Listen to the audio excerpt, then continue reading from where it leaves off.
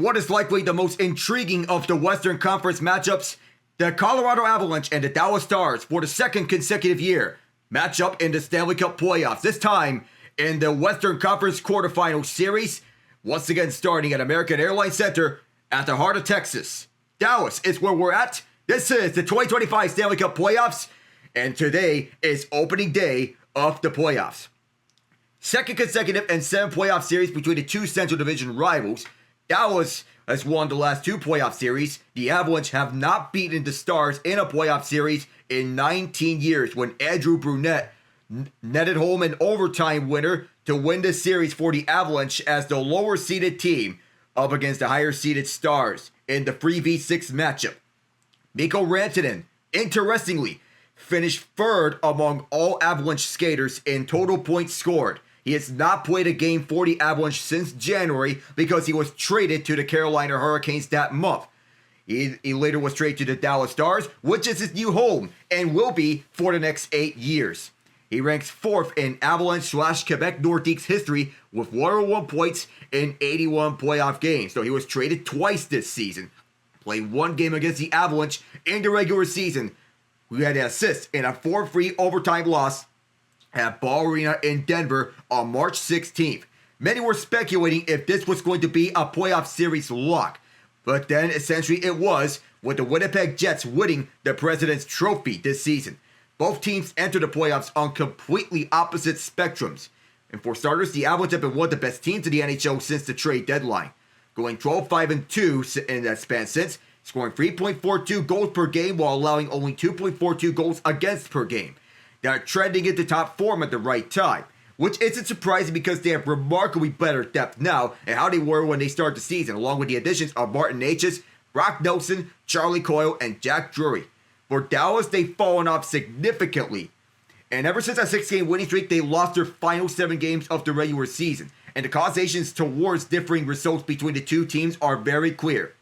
Miro Heiskanen is already sidelined, but he's now considered day-to-day on his way to returning from knee surgery.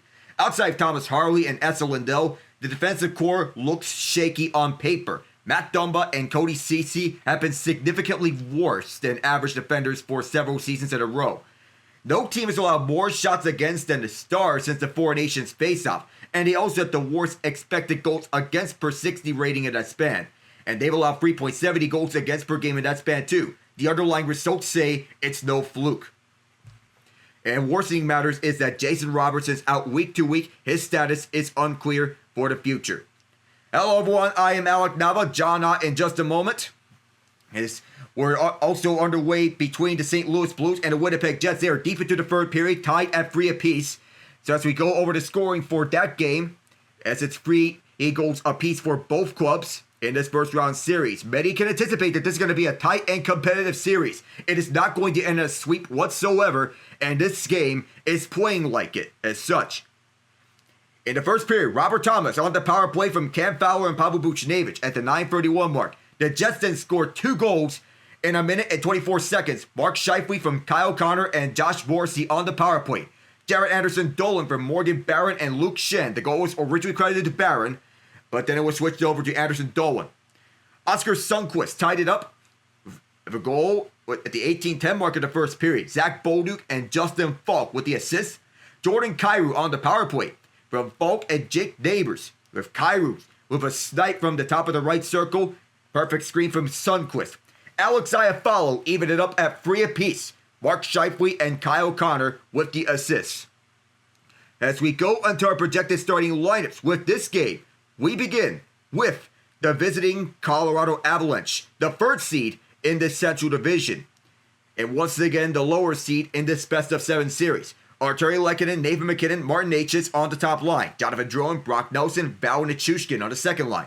Joel Kiviranta, Charlie Coyle, Ross Colton on the third line. And throughout Parker Kelly, Jack Drury, and Logan O'Connor.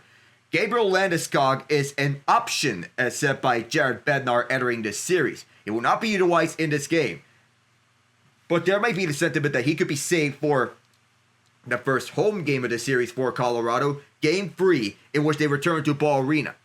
On the defensive side, Devon Toews with Kel McCarr on the top pairing. Samuel Girard with Josh Mance on the second pairing. To round out is Ryan Lindgren of Sam Malinsky. The starter in net is Mackenzie Blackwood, and the backup is Scott Wedgwood. So as for the Stars, their lineups look like this. Michael Granlund, Rope Hintz, Yevgeny Dadonov on the top line. Mason Marchment, Matt Duchene, Tyler Seguin on the second line. Seguin just returned from hip surgery in the final game of the regular season. Though that cost him Robertson, and he is out week to week. Jamie Benn, Wyatt Johnston, Mikko Rantanen on the third line. Oscar Bach, Sam Steele, and Maverick Bork on the fourth line. The defensive pairs go like this. Thomas Harley with Ilya Lyubushkin. Esa Lindell with Cody Ceci. To round it out, it is Liam Bishop with Alex Petrovic. Jake Ottinger is the starter. Casey DeSmith is the backup. So as we go on to this, we preview both teams entering this first round series. Among Colorado, Arturi Lehkonen, Val Nichushkin, and Jonathan Drouin all have their numbers skewed because of lengthy absences on the goal charts. Martin Necas, who was acquired in the Mikko Rantanen deal, is technically 8th among Avalanche scorers despite an 83-point season overall. And all 4 wingers have plenty of chemistry with Nathan MacKinnon. And before the Avalanche split their pairs, Jared Bednar was comfortable sticking MacKinnon on the top line because that is his comfort zone. And putting in a by-committee approach among the wingers that are right next to him. Jared Bednar was comfortable with that, but such is not the case anymore. So they all have their numbers skewed because of lengthy absences. Before the Avs split their other players, Bednar was comfortable sticking MacKinnon with Nichushkin and Drouin, separating McKinnon's speedy presence from Necas, who provides a rush on the second line on Brock Nelson's right wing. Only 4 teams have been stingier than Colorado since they traded for Scott Wedgwood on November 30th. Devon Toews rarely gets any attention next to Cale Makar, which is an indication on how elite he's been. Toews is still one of the best defensemen in the NHL, and he and Makar formed the best pairing in the league on the defensive side. Toews leads the penalty kill for Colorado, the second best in the NHL since as they sorted out the crease, counting off 83.6% of their penalties. He also leads the way on ice time and led Team Canada to a Four Nations championship as well. Sam Malinsky and Sam Girard have been the glue to the rest of the defense. Ryan Lindgren and Josh Manson soak up a lot of defensive starts as defensive stalwarts. Mackenzie Blackwood stands out for the Avs. They like him so much that they extended him after 2 weeks of action with Blackwood at the crease. He's been that good ever since he was acquired by the Avs. So far, they are not regretting that decision. He's a big, mobile puck stopper whose post-to-post mobility suits an Avs team that can be susceptible to the odd man rush. And he's on an ill-timed funk to end the year, but a change would be an unnecessary panic move. Bednar will stick with the guy who brought Colorado to the dance.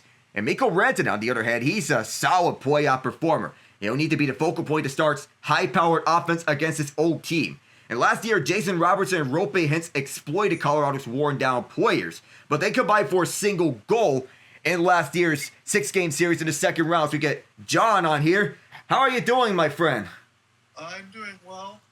I know on the other side, I preambled the rosters and everything else, as I'm sure that you've gone through. I know we're not going to see Gabe Landeskog today, but he will be a mainstay as this series goes forward, which is crazy. We haven't seen him in 3 years, Alec. But there is a few things that are on my mind as far as this series, and I'll just go through that really quickly, and then we can introduce Ian here. But if you look in the back end of the injuries, you have Jason Robertson week to week. That one is big. But for Miro Heiskanen, he's going to miss the start of this series. And what that does to me is it puts in the back end, because, again, you got no Niels Lundqvist as well, that Cody Ceci and Ilya Lyubushkin are going to have to play top 4 minutes. And I do think Dallas is going to have to try to somehow get the advantage of that. And if they do, that can go a long way to figuring out who's going to win this series. But I will say this, Alec, I do believe, at least out of the first 2 games, Dallas has to split. They cannot go down 2-0 against Colorado to start this series. Yeah, because the biggest concern about Dallas is the right side of their defense. Miro Heiskanen can play on either spot, the left or the right. But ever since he went out, it's the Thomas Harley show on defense because he's been leading the way as their top defenseman and their primary power play quarterback. and he's been filling in admirably, especially in his sample size in the Four Nations face-off. But ever since, where's the rest of the defense been outside of him and Esa Lindell? Because it's been a bare-bones cupboard for Dallas. The problem here is that Cody Ceci, he's a reliable defenseman when he doesn't have to take up too much responsibility. The problem is he has taken up too much responsibility, and would you look at this? The Winnipeg Jets are up 4-3 of a late game-breaking goal of 136. Kyle Connor, how about this kid? The Shelby Township, Michigan native with an absolute rocket on a 1T, and it sends the whiteout into a frenzy with 136. This is what I figured. The clutch goal scoring is going to have to emerge. And while by no means is this going to end in a quick series, because these two teams match up perfectly with one another, Winnipeg, with their clutch goal scoring, had the upper hand in this third period. There were some moments in which they had some scares, because it appeared that they were playing scared throughout that second period. There were moments in which they were lagging behind, but it was the top line that emerged in this third period. Alex Iafallo tied it. Connor puts them up front, and Jim Montgomery could be using his timeout soon enough. Shots are 25-16 Winnipeg, and if you think that the whiteout isn't an intimidating crowd, think again. Man, oh man, Alec, I got to say that before for the Iafallo goal, as you called it. Mark Scheifele has been an animal so far in this game. That pass he made off the half spin and behind the net of Jordan Binnington was one of the best passes I've ever seen. Oh, yes, it was. And the thing about him is that he wasn't intending to fire the puck home on the opening goal for Winnipeg. He was trying to make a pass to the slot, but it takes an awkward bounce off this Blues defenseman's stick right in front of the crease when on the power play. So here we go. Net is empty for Jordan Binnington as the Blues go 6-on-5. St. Louis has fired 16 shots, but they need to get a goal quick here in the final minute. But here's a 2-on-1 back the other way. The Jets can ice it. They will not, but there's the put back home, and that could basically seal it. Adam Lowry, oh, captain. The captaincy's pretty good, Alec, and I think he's pretty underrated. Again, he's got a lot of size. Do they want to try to challenge something on the St. Louis side? I see that at the top. I don't think it's going to work, though. They might be looking at an offside, but I don't think it is offside. But this may be a legal entry, but nonetheless, if you fire just 16 shots on goal at Connor Hellebuck, chances are that's not a recipe for winning. I know St. Louis gave Winnipeg a scare, but it was Winnipeg's forechecking that was the upper hand here in this third period, and they showed that. That Scott Arniel made the adjustments at the second intermission, and they were key for Winnipeg to get another come-from-behind victory. Just their third victory on the season, in which they were trailing entering the third period.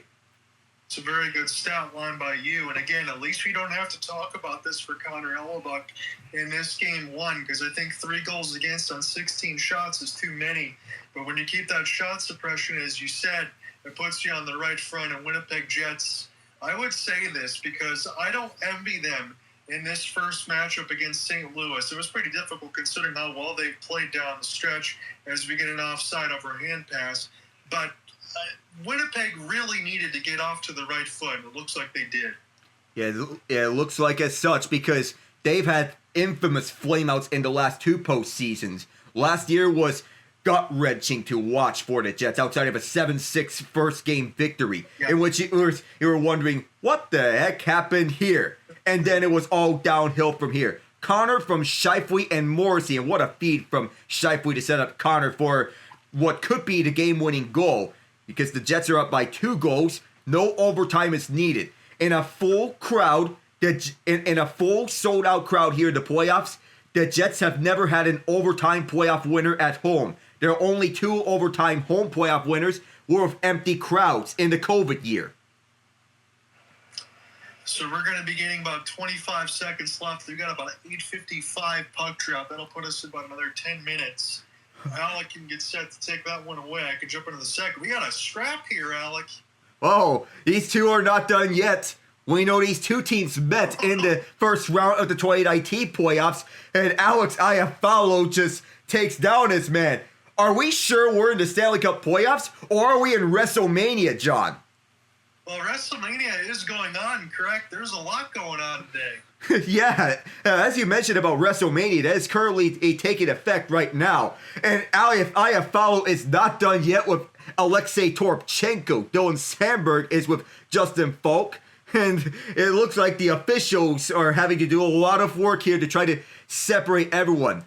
And Braden and Luke Shen's parents are here in the stands in the middle of this.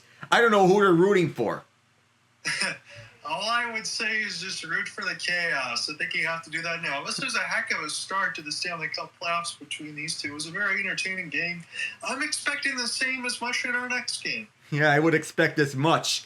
And of course, there's the infamous stat that's been lingering in Dallas. It's one thing about losing Jason Robertson, but they do have enough forward talent to keep up with them.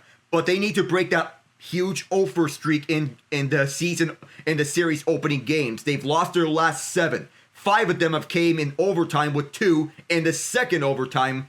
And I'll list the overtime heroes off in which Dallas has lost to. Ryan Hartman against Minnesota. Yanni Gourde against Seattle. Brett Howard against Vegas. And then you go on to the second round. Miles Wood against Colorado, who they're facing in this series. Connor McDavid in the conference finals last year. A lot of those ones that we've called together, remember those well, and you're exactly right. Again, that's why I said I think Dallas has to split here with Colorado. And that's not to say, because I said this a little bit in my open before I joined you, Alec, but this really is a series that probably should be a Western Conference final, but the 2-3 format doesn't put that way as such. But brackets are going to be busted. No matter which way you look, somebody's bracket's going to end up busted one way or another, and people are going to leave upset. These are the kind of playoff series in which fans are wanting to say, "Hey, we want the 1-for-8 playoff format back here." Yeah, I mean, there's a lot to think about, and also, I'm sure you mentioned this too, but for Jake Ottinger, and I know they lost that series a few years ago against the Calgary Flames when Johnny Gaudreau scored in that Game 7, but if Jake Ottinger can find a way to channel some of that from 3 seasons ago, that would do him better, because Jake Ottinger, slightly above, a 900 save percentage throughout the postseason. He's got a 911 this year, 36-17-4. He's played a lot of games, Alex, so I kind of wonder if Jake Ottinger probably isn't as fresh as he could be. That's what the wonder is too. People were asking this about Tampa Bay and how much they were using all their players. They have all that extra hockey caught up to them. Well, now that they came off of back-to-back first-round exits, perhaps they don't have a lot of wear and tear on their bodies anymore, and they could go on a deeper run. The Florida Panthers, on the other hand, you'd wonder if all that wear and tear from all that extra hockey from the last 2 years is catching up to them, which could point to the question if the Panthers could be the 3rd straight defending champion to bow out at the first round. Like I said, I would say the same thing with some of these other series between St. Louis and Winnipeg. I don't envy Florida and Tampa. That's going to be an absolute bloodbath when that one starts at Amalie. As the crowd is at their feet waving the towels, the Winnipeg Jets are going to win Game 1 by a score of 5-3 at the Canada Life Center, and we're still not done against the Boards. I mean, I don't blame them one bit. I feel St. Louis might be venting their frustrations out after the midst of it. They showed 2.4 seconds on the clock. I know the officials have to deal with some more ejections. And if this continues on in the thin amount of time that we have left, we might not even have full benches anymore. We might have just 6 players on each bench by the time this is all said and done here. This is getting ugly. Someone has to step in to make sure this doesn't get out of hand. Yeah, we just got to make sure to get this puck drop and have everyone go to the dressing room. As you see, Letty, Joseph, I'm looking on the right side of Stanley, was tied up there with Falk. Stanley is just trying to kill some time against the Boards. And then a bear hog ensues. You got Scott Walker there getting some talking to. And alongside with Shen as the fans pound the glass. And Nathan Walker and Luke Shen of one another. And Luke Shen wants no part of it. They want the 2 Shen brothers on the ice. There was the feeling what if they would share the same ice, but that's a long time ago if you think to the time when both were Philadelphia Flyers teammates, and now they're rivals up against one another in a playoff series. St. Louis is not done yet, and even though the Jets are the President's Trophy winners, I do not anticipate this series being a 4-game series win for the Jets. In fact, I think it's much tighter than this. I would say, Alec, at best, the Winnipeg Jets would win this one in 6. That's how I feel that same way. That Winnipeg takes us in 6. But St. Louis could be capable of an upset with the way that they ended the season. The hottest team after the Four Nations break, and they went on the historic 12-game winning streak. There's the part of people in which it gives serious Gloria vibes with this Blues team. It might be feeling that way. The Jets win is official. Game 1 belongs to the whiteout. The Blues will have to rethink and think about what to do in the next game. But so far, not bad for them. No, you're right. Again, the 17 shots is not enough, and that's the thing you look back on. And here's the other thing as we go forward into this series. Jordan Binnington is one of those goaltenders, Alec, you know it all too well. He's more than capable of stepping up his game to probably stealing a few. And that's what Winnipeg's going to have to be thinking about. Get those shots on net, suppress it the other way as they did, and make sure Jordan Binnington doesn't steal it in the crease. That's the key here for Winnipeg, to make sure that Binnington doesn't go Four Nations face-off mode like he did against the United States, in which he stole the show and put Austin Matthews on the milk cart, as you said in that game. And Matthews was like, how did I not score there? How am I looking like I'm a missing person? I'll tell you how. Jordan Binnington, that's how. Yeah, he stole it. And again, we got about 2.5 minutes till we get into our game. You can get set to lead it off, or if you want me to, I can do the same. But I'm looking at this as far as the Stars' projected lineup. I see Jimmy Benn, Wyatt Johnston, and Mikko Rantanen on the third line for Dallas and Peter DeBoer. We already know about Mikko Rantanen and his pressures in between Colorado. Got to play with Nathan McKinnon, got a ton of points. Didn't work out in Carolina. He's been about a point a game since he's been in Dallas. You think you're going to feel a few extra heartbeats if you're Mikko Rantanen? There might be that feeling here in front of the American Airlines Center. A few heartbeats right in front of a packed crowd right onto his new team where he's going to spend the next 8 years with. And this is crucial because this is former team, which ignites a rivalry here. Jamie Benn hasn't been the same as years past, but he's still serviceable on a third line role. And his chemistry with Wyatt Johnston works a ton. Yeah, the only thing for Jimmy Benn over the years is just make sure he reins in some of that aggressiveness and stays on the ice. You don't want to have any situations like it was in Vegas a couple of years ago when that got a little nasty. You know that all too well, and I won't repeat that too much when we got his shots going out to the truck. So make sure he stays out on the ice. Again, Rope Hintz, hopefully he's healthy enough. Again, Matt Duchene, former Avs. Scott Wedgwood now on the other side as he's with the Avs, former Star. There's a lot of players on these two teams that know each other quite well. Yeah, a lot of same faces and new places in this rivalry. Yeah, you mentioned Scott Wedgwood going from Dallas to Colorado. Joe Kiviranta, Game 7 overtime hero from the COVID bubble year, now in Colorado. He's one of those playoff heroes that can step up. Mikko Rantanen on the other side from Colorado to Dallas on that end. And you get all reliable vets that can and be serviceable on key faces all around. So, as we mentioned about Kiviranta on Colorado. Not to mention about the Avs loading up at the deadline, which is going to work wonders. And I failed to mention the biggest name. My apologies, because he really hasn't been on the ice all that much. But when it's the postseason, he really shows out his start of play. Val Nichushkin. Yes, Valery Nichushkin, another former Star who's blossomed under Jared Bednar's system as he got the freedom to work around the top 6. Avid forechecker, excellent penalty killer, and excellent net front presence. Yeah, he does it all. And again, I think Alec and I can tell you this, alongside with the Avalanche, when the playoffs also hit, Arturi Lekkonen's numbers take a big bump. Expect him to play a big role in this series. He's especially at his best when he's ending a series. He has 3 series-clinching goals. 2 of them in the conference finals, 1 for Montreal, 1 for Colorado, and even as a Stanley Cup final winner to his name. Well, I'm looking forward to this, Alec. You and I both know what our projections are as far as Stanley Cup finals. We both got the Avalanche going through. That's not to say the Stars can't get this done. I'm looking forward to it. We think this is going to be a long series, correct? Yes, it is going to be a long series. We are underway here at Dallas, a rematch of last year's Western Conference semifinal series, and we're underway here and walking the zone around the Avs with the first touch, and the Stars are driving it towards the outside wall far side. Esa Lindell scoops it up with a check from Arturi Lehkonen. Sends this one down through the ice, and Cal Makar, slated to be a Norris Trophy winner for another time, and possibly could be doing so as well. Nathan MacKinnon, Hart Trophy winner last year, could be on his case for a second Hart Trophy this year. Though Leon Draisaitl and Connor Hellebuyck could be having a say in that. Rope hints around for the far boards. Sends this to the near side, chopped away at it. Granlund couldn't scoop it up. A tie-up, Nelson couldn't scoop it either, but it drew and helps him out. And through the far side, sent down deep, where Ottinger will lead this one behind for Thomas Harley. Pressured by Nelson, trade deadline pickup from the New York Islanders, and the Stars will reset. Harley, speeding down through the near side. He'll send this through the near boards.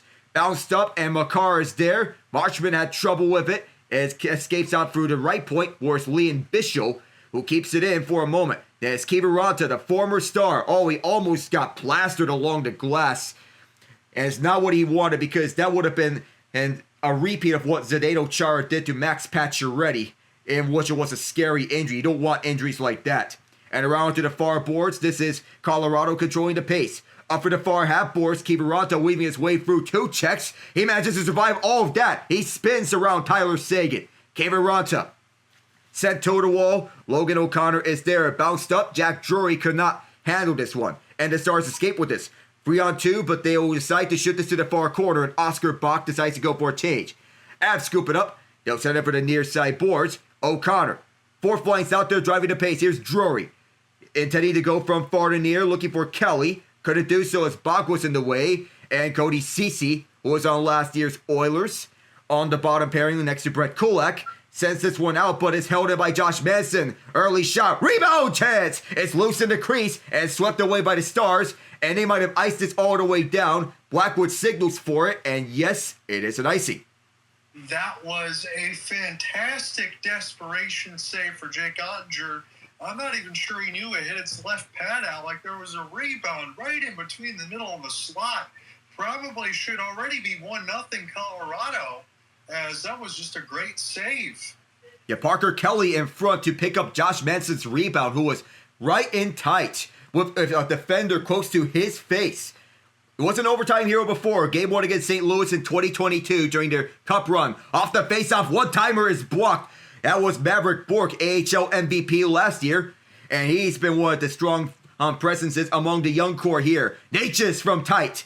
Ottinger turned that one away. Dallas is yet to fire a shot on goal in close to the opening 3 minutes as this puck exited out to the Dallas bench. Man, oh man, a really auspicious start here for Dallas. Again, we said 0-5-2 going into it. Sometimes you like to say the regular season doesn't mean everything. You get the reset when you get into the postseason. But they had a lot of those games, Alec, in which the Stars gave up 40 to 50 shots on goal. They cannot afford to do that against the Avalanche. No, they cannot, especially since they've allowed a lot of chances since the Four Nations break. 3.79 goals against per 60 in each game. Want the most among playoff qualifying teams, which is not what they want to do. Dumped out with McKinnon in pursuit. The Stars get in the way. Jamie Benn couldn't pass this one up, and Lehkonen will scoop it up. The Avalanche have not beaten the Stars in a playoff series since 2006. That year it was the Andrew Brunette series winner in overtime in one of the final years of the Joe Sakic era. Taking it back in is Eric Johnson, who's in the lineup tonight. Looking to go to Nichushkin, couldn't do so. Held inside the far half boards, Nichushkin there, but too many Stars in the way. Dallas will move back to the far side. Dadonov trying to find Hintz in front. Hintz turned away by Blackwood. Rebound swept over to the near half boards. And back on the point. Shot is blocked in front by Nelson. And scooped back up by Lyubushkin. On the far corner. This gets bounced up. And both teams fighting for this loose puck. And it'll be Colorado escaping this one out through center. First to it is Harley, who will get the feed. With Nichushkin watching it tight. Going to Lyubushkin. Lyubushkin sends it up. It bounced off. And it goes towards the near corner. In pursuit now is Marchment. And Marchment takes down Makar. We stay 5-on-5. Now we get ahead of the air. And the officials immediately spot that penalty against Marchment. Yeah, it's easily against Dallas. You see that in the left side corner as the players would come together. Again, Alec and I can mention to you, probably within the first 3 games of all these series, that's when the hits really start to ramp up. I do want to mention this. Rope Hintz, you see that burst of speed, Alec, that was pretty good there. Rope Hintz is a guy that can easily get you 30-plus goals. His defense is phenomenal. He is one of the very best players in the league. Yeah, he is. And it's good that he is finally getting his flowers and recognition that he deserves.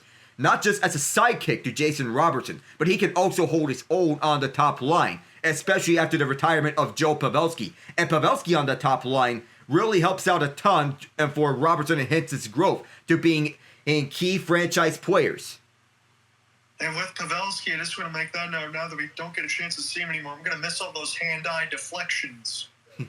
Which prompts the question, where are the hand-eye deflections going to come from? Well, they may have found something in Tyler Seguin before he got injured. So Marchman's in the box, 2 minutes for tripping, and Colorado with a deadly power play. This is a man advantage you do not want to face, especially for the 5th-ranked penalty kill of Dallas. 82% in the regular season. Colorado is 9th in the regular season at 24.8. Early chance here for the Stars, penalty kill here to get something here. Pass in front was knocked away. Excellent back check by the Avs to get this back. Drowan bumped this one up, and Makar will reset with Sam Steele on his face. Makar sent it up, and McKinnon will twist and twirl, looking to use his speed. There he goes. Lightning McQueen on his way. No pun intended. McKinnon tried to get it back for Nichushkin, and Makar, he gets tripped up again. Or is he? One time on the left side is kicked up by Ottinger and swept away. And yes, it is another tripping penalty, and Colorado will go on the 5-on-3. Oh my, Alec, that is a nightmare for Dallas. Again, they can kill it. You mentioned it, a penalty kill well above 83%, 82%, but that is a played his day trip against Cale Makar. I think he put on the ice skates right on Wyatt Johnston to fake him out. I like to think about that. Johnston is upset about that one because he knew he tripped it when he was going for the puck. Just Makar with one move, and that was it. That Johnston, I don't know what he could do, but he just quipped his skates. Yeah, there's nothing you can do. Cale Makar is this generation's Bobby Orr. It's a 5-on-3 advantage for Colorado, who already has a 5-1 advantage on the shot board. You got McKinnon, Natchez, and Makar for the power play points. I mean, pick your poison. 2nd, 3rd, and 6th, respectively. Of course, this is a lethal power play, and Natchez, one of the best to do it dating back to his Carolina days. He learned so much under Rod Brindamore's system.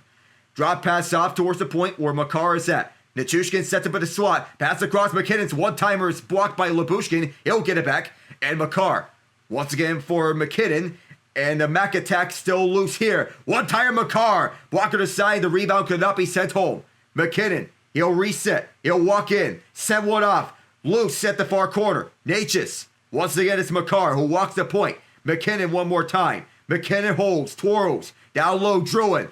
Tried to send it for Natchez, but he missed the pass. McKinnon keeping his one alive. Rips it! Oh, that was so close.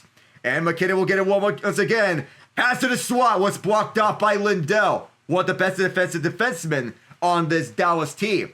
And it's sent down the distance. And Mackenzie Blackwood will start it up. McKinnon, what is he going to activate? He'll wait by the Colorado bench. And now he'll activate up for the far side. This tangled up, but able to save it is Natchez. With Oscar Bach watching him. Dropping this one up over to Makar, who waits at the top right circle. Shot was stopped by Ottinger off the pad. Sent back for Makar, and then across. McKinnon holds, waits, looks for options. Sent one down in front. Ottinger was right there, and is cleared down the distance. One penalty is over. 35 more seconds of 5-on-4. Marchman's on the ice, and he's going to go for a change. Still, tons of power play time here for the Avs. Why are they going to make the move here? 23 on the man advantage. Up towards the slot. Now to the point. Second unit is out there. Around the right circle, it is Charlie Coyle. Coyle will send this out for Nelson. Had nowhere to go. Michael Granlund was there on his face. Nelson moves it up 3-on-2 as they enter. And it's Ross Colton. Stanley Cup champion with the Avalanche in 2021. Oh, and a tackle here by Cody Ceci. That's going to run out the second penalty. The Stars have done the job. Kill off the 5-on-3. We're back to even strength. The crowd's on their feet here at Big D. At the near half boards, we can't see anyone. as this is going to be iced again. Boy, can we not see any of the action. This Stars crowd is loud. Oh, I'd have to believe it, Alec, after the monster 5-on-3. My only critique would be slightly this for Nathan MacKinnon. Maybe it's just at the beginning of the game when he's electing to pass. Because a couple of those, he was stick handling through a phone booth, Alec. But you get a chance off of some of those slap passes for MacKinnon to elect to shoot instead. And maybe Colorado already scores one. But you see it when he makes the adjustment. Probably get a chance to get a couple more shots off. And they already look dangerous, but I'm just wondering if you're going to get to see that more going forward. Yeah, Valery Nichushkin already had a chance on the power play. One of the passes went off his skate when he was trying to get the loose puck towards him. Manson fires, blocked, rebound, was swept wide on the backhand. Skating this one away is Johnston, but able to hold it is Drury. And Ottinger gloves one down, a deep shot from Josh Manson, taking us to break on Colorado's 8th shot on goal to Dallas's 1. Well, you can say Jake Ottinger certainly on his A-plus game because, as you said, he had the double deflection for Val Nichushkin. Won a series in-tight slap passes, good quick puck movement for Jared Bednar's squad. Dallas, they've survived, but they're going to have to start pushing play the other way at some point. Yeah, they have to. Defensively, they've done the job. What's it going to take offensively? They've done this job last year against Colorado, in which they managed to take the series in 6 games with their offense and with exceptional goaltending in Game 6. Though Colorado, since then, they made some major adjustments, including huge upgrades on their goaltending.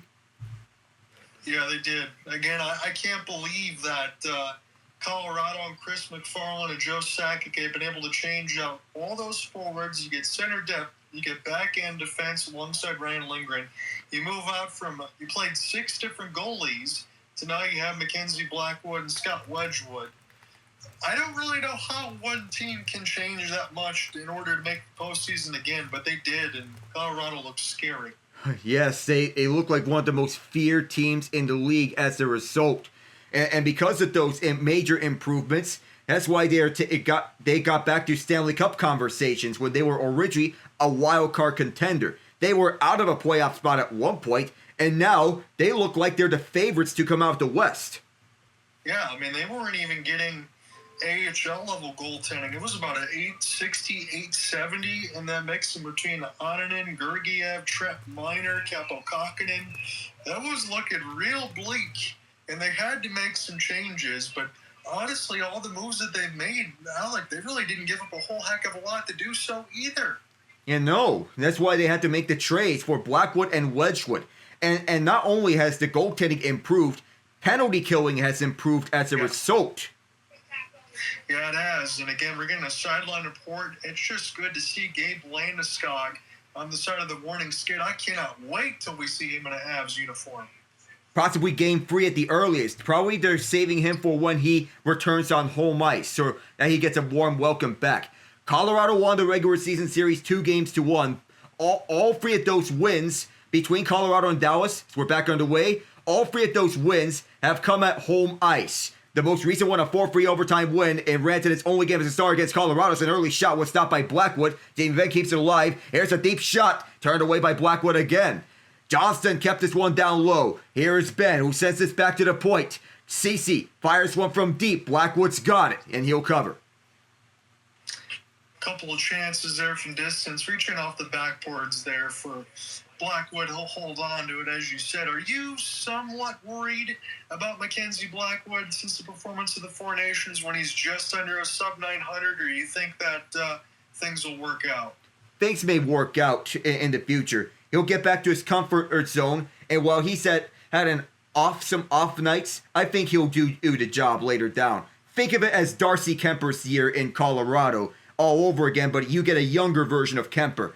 Back behind Blackwood's crease. Oh, someone goes down. That's a penalty. That's our 3rd tripping penalty of this game, and this time it's the Avalanche that are penalized. I mean, all these ones are pretty blatant, Alec. Again, as we go forward in the Stanley Cup playoffs, maybe some of these will not be called, but I mean, they're right in front of the refs. They're blatant trips. They've got to be called, and now we'll see what the Stars can do as Josh Manson sits in the box. It's one of the premier defensive defensemen at the time that he was acquired, and Manson was none too pleased when he was held down. I thought the penalty was going to be tripping. However, he's getting called for holding when he was called off on the hold for Thomas Harley out of the scramble. That looked to be either or. But watch for Mikko Rantanen. That's something that we got to watch for. He's going to be the storyline, number 96 now, member of Big D. And now on the victory green and not the burgundy and blue. Colorado's penalty kill, 12th in the league, 79.8%. Dallas's power play, 17th, 22%. There you can expect it to get better with Rantanen and when Heiskanen comes back. But what would they do without Robertson? They're shade in front! And that was fired wide, and it exits out. Colorado will take their sweet time with this and then just backhand this towards the near side to kill some more time off. 33 seconds are gone.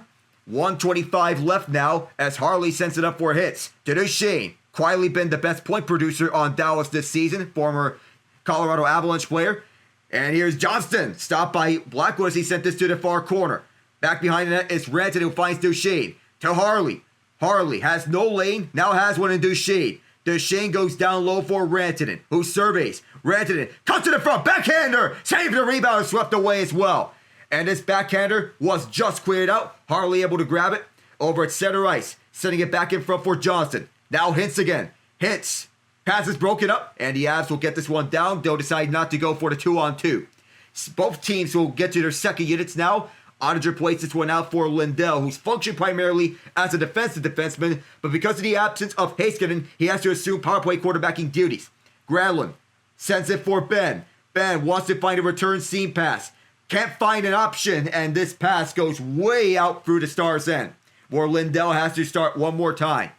10:33 to go here in the first period, and no scoring so far to speak of. Sent in by Tyler Seguin, and through the near side as Ben's trying to get towards the puck. Granlund gloves it down towards Ben. Backhander, one-timer, kicked out. Granlund, Ben, another save. Blackwood's down and he covers. Well, that just answered my own question in terms of your fantastic play-by-play, Alec McKenzie. Blackwood all over the rebounds. Made that look easy.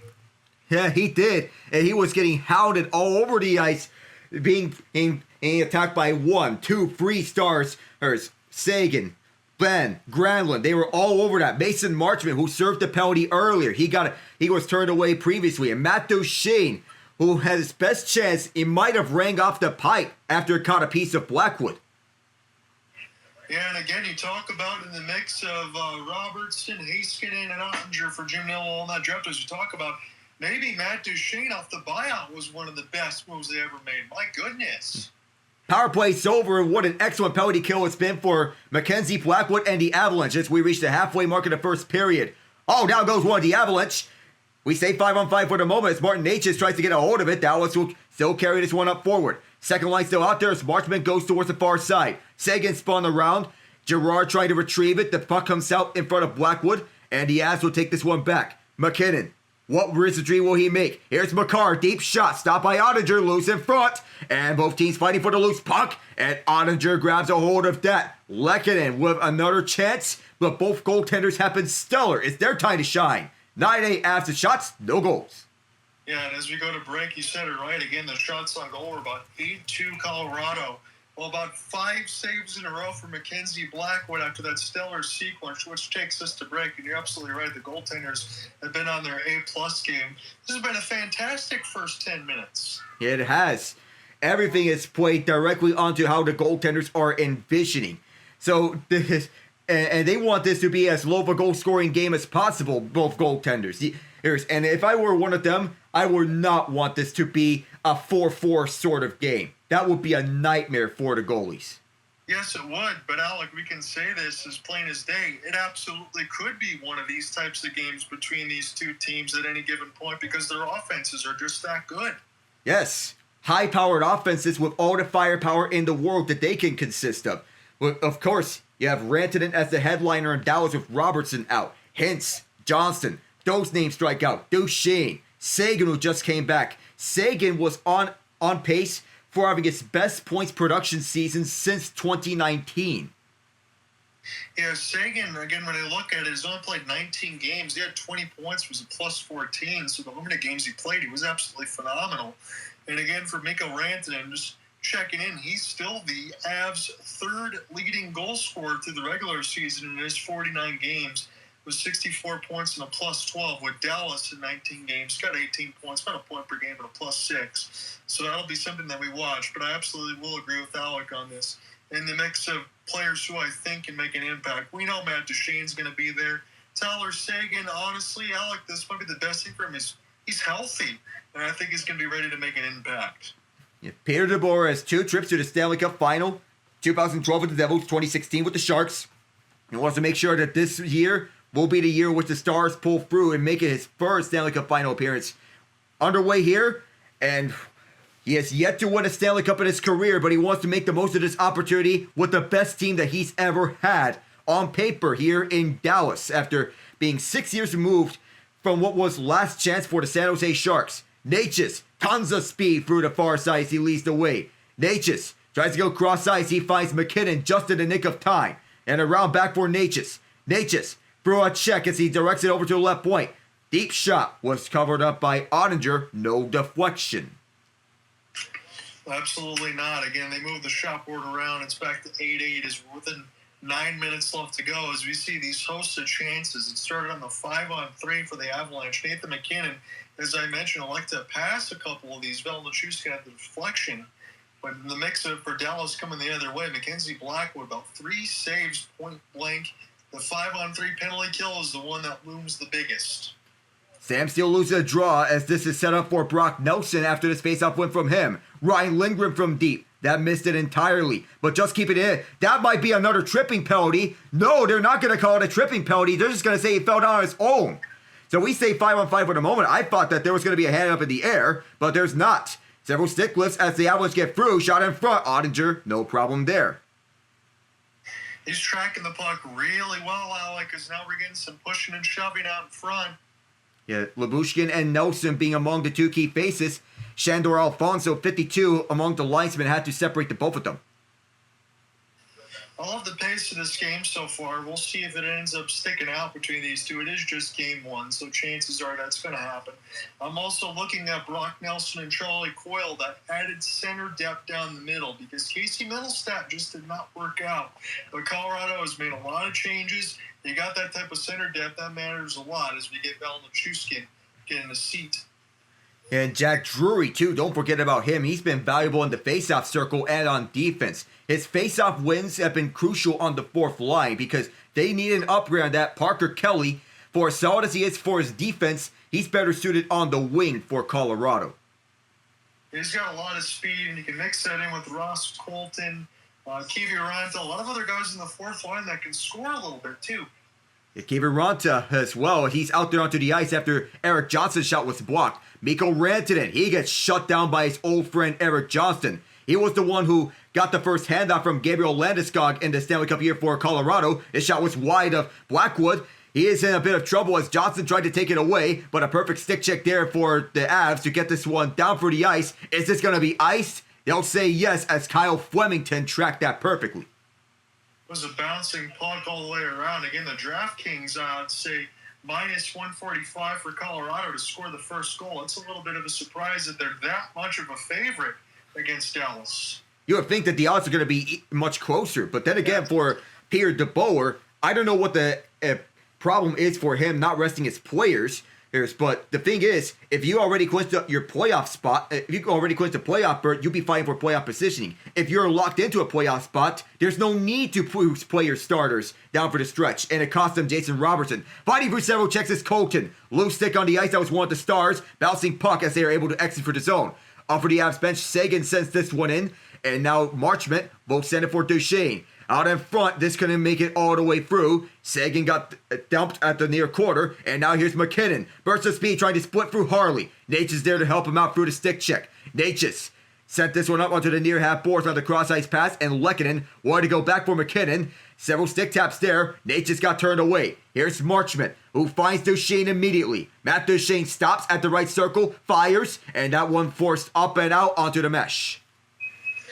And I think you said it right, Alec, because even with the 0-7-2, yeah, you want to make things look right and feel good, or 0-5-2, excuse me, the last 7, but you already have everything locked up, as you said. You don't want to get those injuries. That's what happened to Robertson. But it's a grueling 82-game season in the NHL.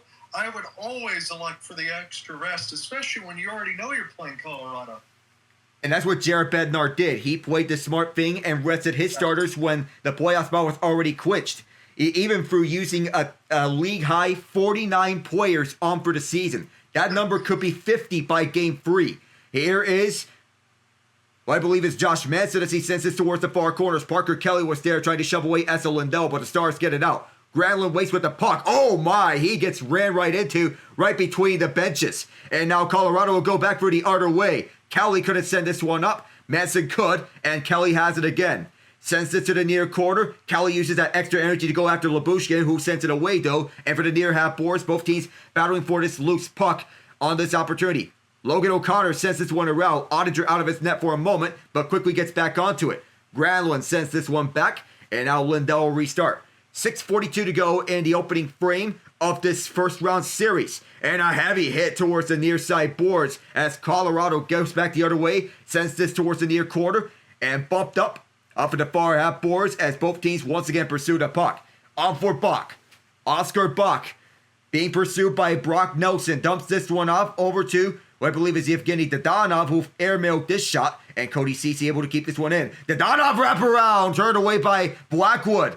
One of the most dangerous chances for the Stars there. Dadonov's wanting to try again. He went on stick lifted, and he has to move this one up. With numbers, decide to dump this one in off of Valery Nichushkin, and for the near half boards, Nichushkin aggressively going after the puck. The loose puck is still there. Up for grabs, Makar on the keep. Dallas gets this one for the far side. And the Stars dump this one in, go for line changes. Eric Johnson told Danny Briere ahead of the trade deadline that the only team I want to go to is Colorado ahead of the trade deadline. This is basically his home, and now he's back in a leadership role again. McKinnon closing in. He fired this one wide. Loose stick is on the ice. Quickly gets picked back up. No, it isn't though. And that stick may be broken. Dallas sends this over to the near half boards, and a dispossessed McKinnon ran into by Liam Bischel. Tall, towering presence on the third pairing as this is batted up and out of play from center ice, which will stop the action with 5:18. Man, oh man, the pace has been phenomenal here at American Airlines Center. Two teams that are given as good as they get. I will say, I think the back half of this period, especially as you can take a look at the Donov's wrap as we go to break, back half of this period has been much better for the Stars. Yes, it has. The first period was all Avalanche, but the Stars have turned things on from the halfway mark of that first period onwards. Well, especially from that power play. That's when they started to build the momentum. Then it became more even-steven, but the play has been mostly controlled by Dallas, defensively and offensively, even though Colorado's still leading the shot board. So as it is, it's Mason Marchment and Wyatt Johnson with the penalties. About 36 seconds apart, both for a trip against Kel McCarr, who's already drawn 2, and Josh Manson a hold against Matt Duchene.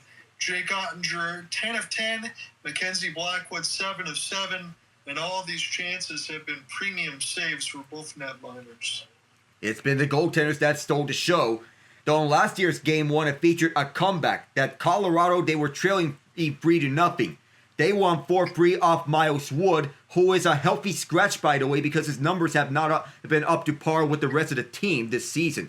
Though he's been solid in his first year, do remember, he's in the middle of a 6-year deal. And the fact that he's having a down year isn't doing much favors for him. No, there's going to be a lot to figure about going forward, but they still have a really good roster. You expect certain players to pick it up. And I imagine, Alec, that would be one that they want to get jump-started, especially next year, if not now. Yeah, getting him back up to the third line where he's fried with what Avs fans last season called the Roaring Twenties line between him, Ross Colton, and Logan O'Connor. That's a creative name of a third line because all those jersey numbers are in the 20s range. They're pretty good, and they got some good young players as well on the Dallas side in the mix. The good little players. St. Louis can say the same thing. I know they're going to have their hands full there with the Jets, but as we said, that series is long from over. And as it's iced right off the face-off, this will be an offensive zone face-off. And you mentioned about St. Louis's youth movement. You mentioned guys like Zach Bolduc and Jimmy Snuggerud who are coming into their own in St. Louis. Snuggerud just got his first career NHL goal, and Bolduc is making an impact in his first professional season. Yeah, it's crazy that it's already happening so quickly for those two. Jake Neighbors, another one of the ones that you mentioned, that's part of that. I'm looking forward to seeing what they can do in the future. Yeah, that's not to mention about the youth movement and all around for St. Louis. Yes, you mentioned that. And even though they just traded away Scott Perunovich, they were dealing with a logjam on defense. Off the faceoff, it's Bischel, one of the young players on Dallas, who sends it over to Matt Dumba, who just keeps this one inside, but Colorado plays this one out. Puck is loose over towards the penalty box doors as Coyle was fighting for the puck. Bischel keeps it up front, and up for the near side, Granlund sends it in. Bennett's in pursuit. This might have exited out of play with 4:52. As we still sit scoreless, waiting patiently to see who's going to get the first goal. If not for both of these goaltenders, things could be a lot different. They're showing Mikko Rantanen getting a run into his former teammate, Sam Girard, and getting another bump there for Kel McCarr. That's a good camera shot.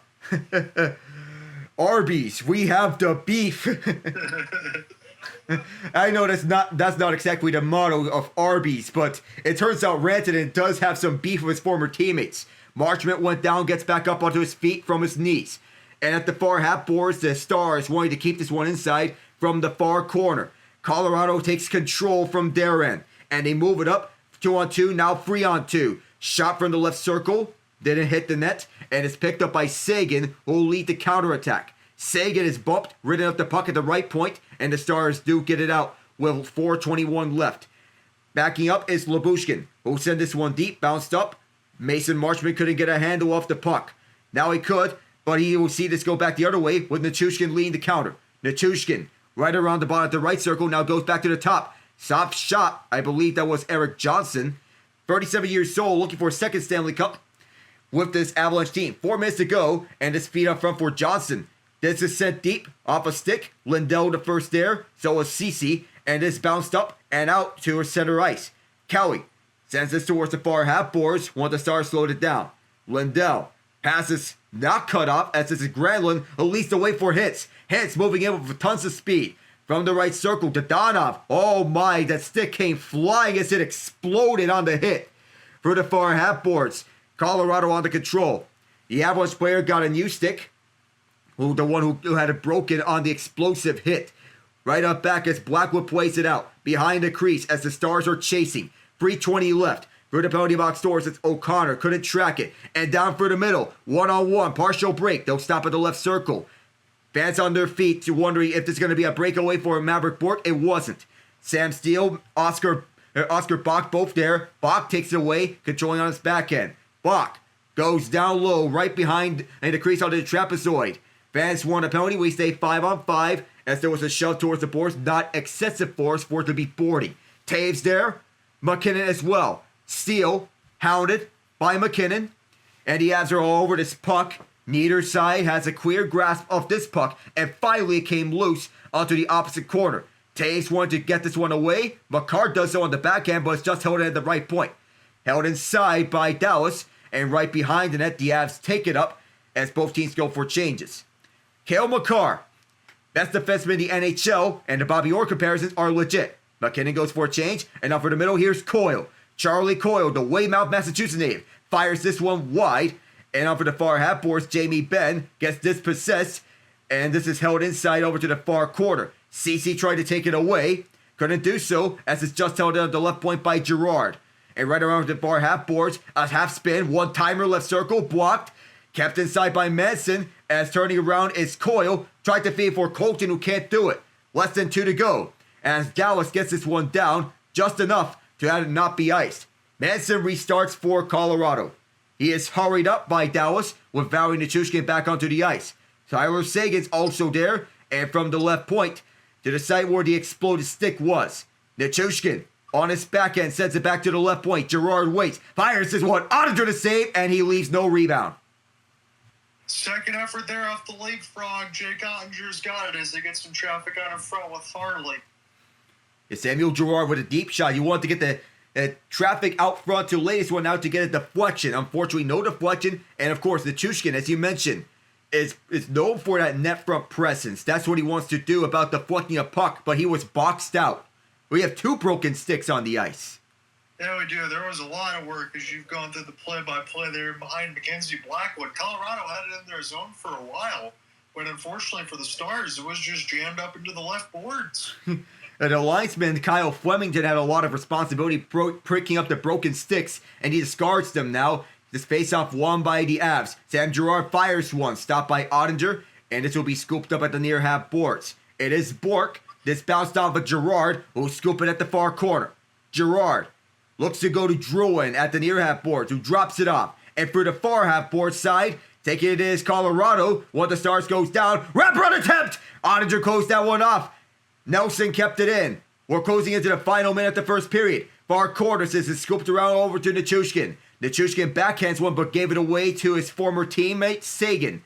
Brianto they hurry. Duchesne takes it slowly. Duchesne through the far side and corner. Duchesne goes through Gretzky's office. Duchesne, there's several checks. It came loose. The Avs sweep it away. Held in at the left point, as is Duchesne again. Duchesne going down low for Sagan. And now once again, the Stars looking. They come out towards the left circle. Turnaround shot for Granlund blocked. That was Nelson who fended that one off.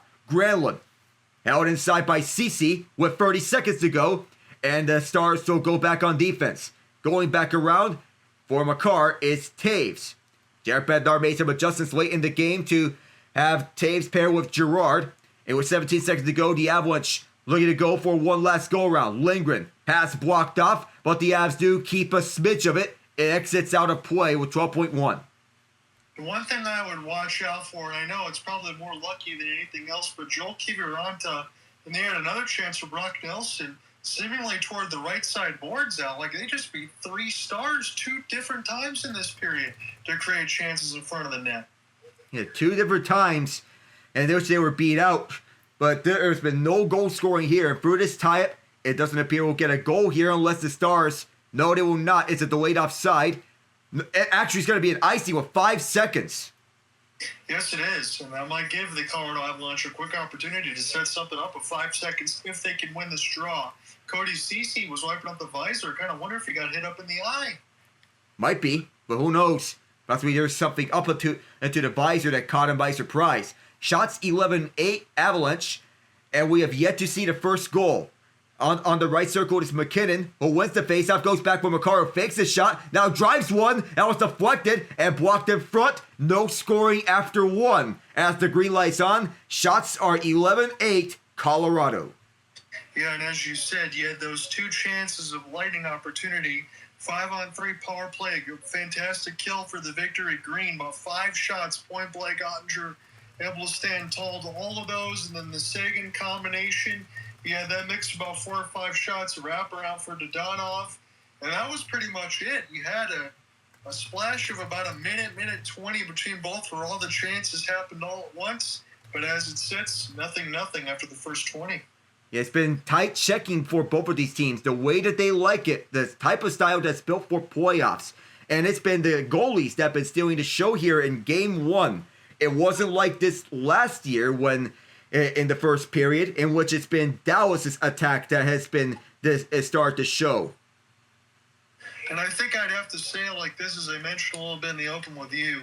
I think that's beneficial to Dallas to see Jake Ottinger play so well because, again, I'm not trying to throw him under the bus. I think he's a fantastic netminder.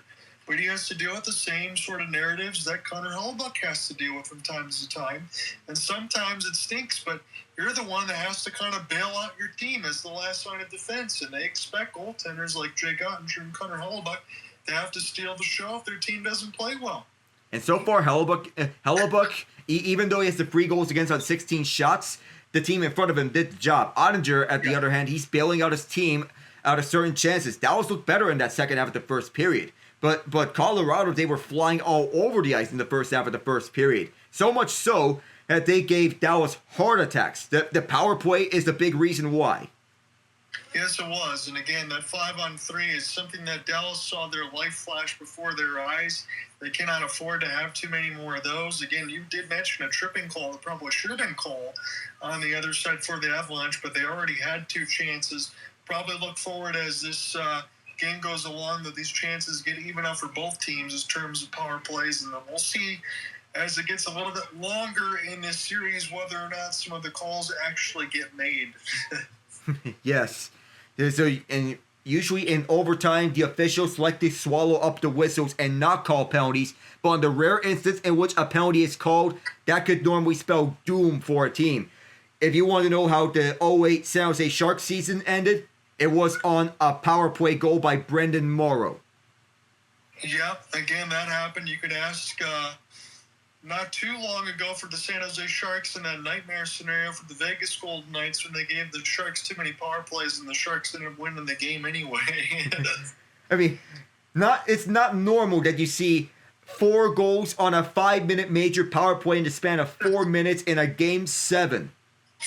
Something that we will never forget, as far as I know Vegas will never forget. At least for them, they do have a cup to their name, but Vegas has already had to face a lot of heartbreaks, and they're really just one of the new teams joining into the league. I was looking across a little bit on the NBA scoreboard because the NBA playoffs did start today. The Nuggets and the Clippers, that was a nail-biter. Nuggets actually win that one 112-110 in overtime, but the Pacers rout the Bucks 117-98. Oh, so as to go through those 2 games, did anyone expect Russell Westbrook to be coming out with a clutch defensive stop? Not a lot of people were expecting that. But let's get one thing out of the way, front and clear. If anyone is asking why Westbrook gets key minutes in the clutch, these moments are why. His energy is a key reason for why the Nuggets are still playoff contenders. And any team would love to take on his services. He's a high energy player who has a lot of stamina to his game. 15 points and he has 8 rebounds, which is the most on the. It's tied for the most on the team, not named Nikola Jokic or Jamal Murray. That energy is crucial. And I'm looking at this again for the new head coaching staff and alongside for the Nuggets. But I know Jalen Pickett played 5 minutes, but essentially, Alec, we can go through this box score. 7 players pretty much only suited up for the Denver Nuggets. I can't imagine that's going to do well for them moving forward because, look, you got Jamal Murray played 48 minutes, Jokic 46, Gordon 46. These guys are logging a lot of time already. This basically is the definition of a top-heavy team. If you're not using a lot of your bench guys, that is the definition of being top-heavy. You're trusting Russell Westbrook the most coming off your bench. He's played 34 minutes. Peyton Watson, 14 minutes, and he's been playing a crucial role off the bench. Outside that, Denver's bench has been significantly reduced come playoff time. That was the way when they won the championship in 2023, with a significantly reduced bench with just 3 guys coming off the bench. Bruce Brown, Christian Braun, and Jeff Green. Braun's now a full-time starter. Brown has been holding on to a bench role and has been a solid bench player on that regard. But this may be the consequence of paying your paying your 3rd and 4th options a handsome sum of money, when at their best they're a 3rd and 4th option.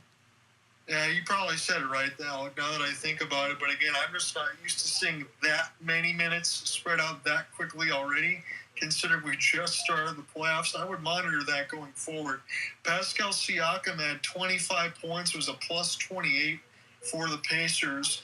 Able to outduel Giannis Antetokounmpo, who had 36. Really, the other leading scorer as far as a starter was Brook Lopez with 9. He had 14 off the bench for Gary Trent Jr., but that's not enough. And again, they cannot get Damian Lillard back soon enough. This is why Milwaukee needs Damian Lillard. Even through the blood clotting issues they had recently, his secondary scoring was sorely missed in Game 1 against Indiana. I thought that Milwaukee was going to have a chance because of Giannis, but they needed Dame time.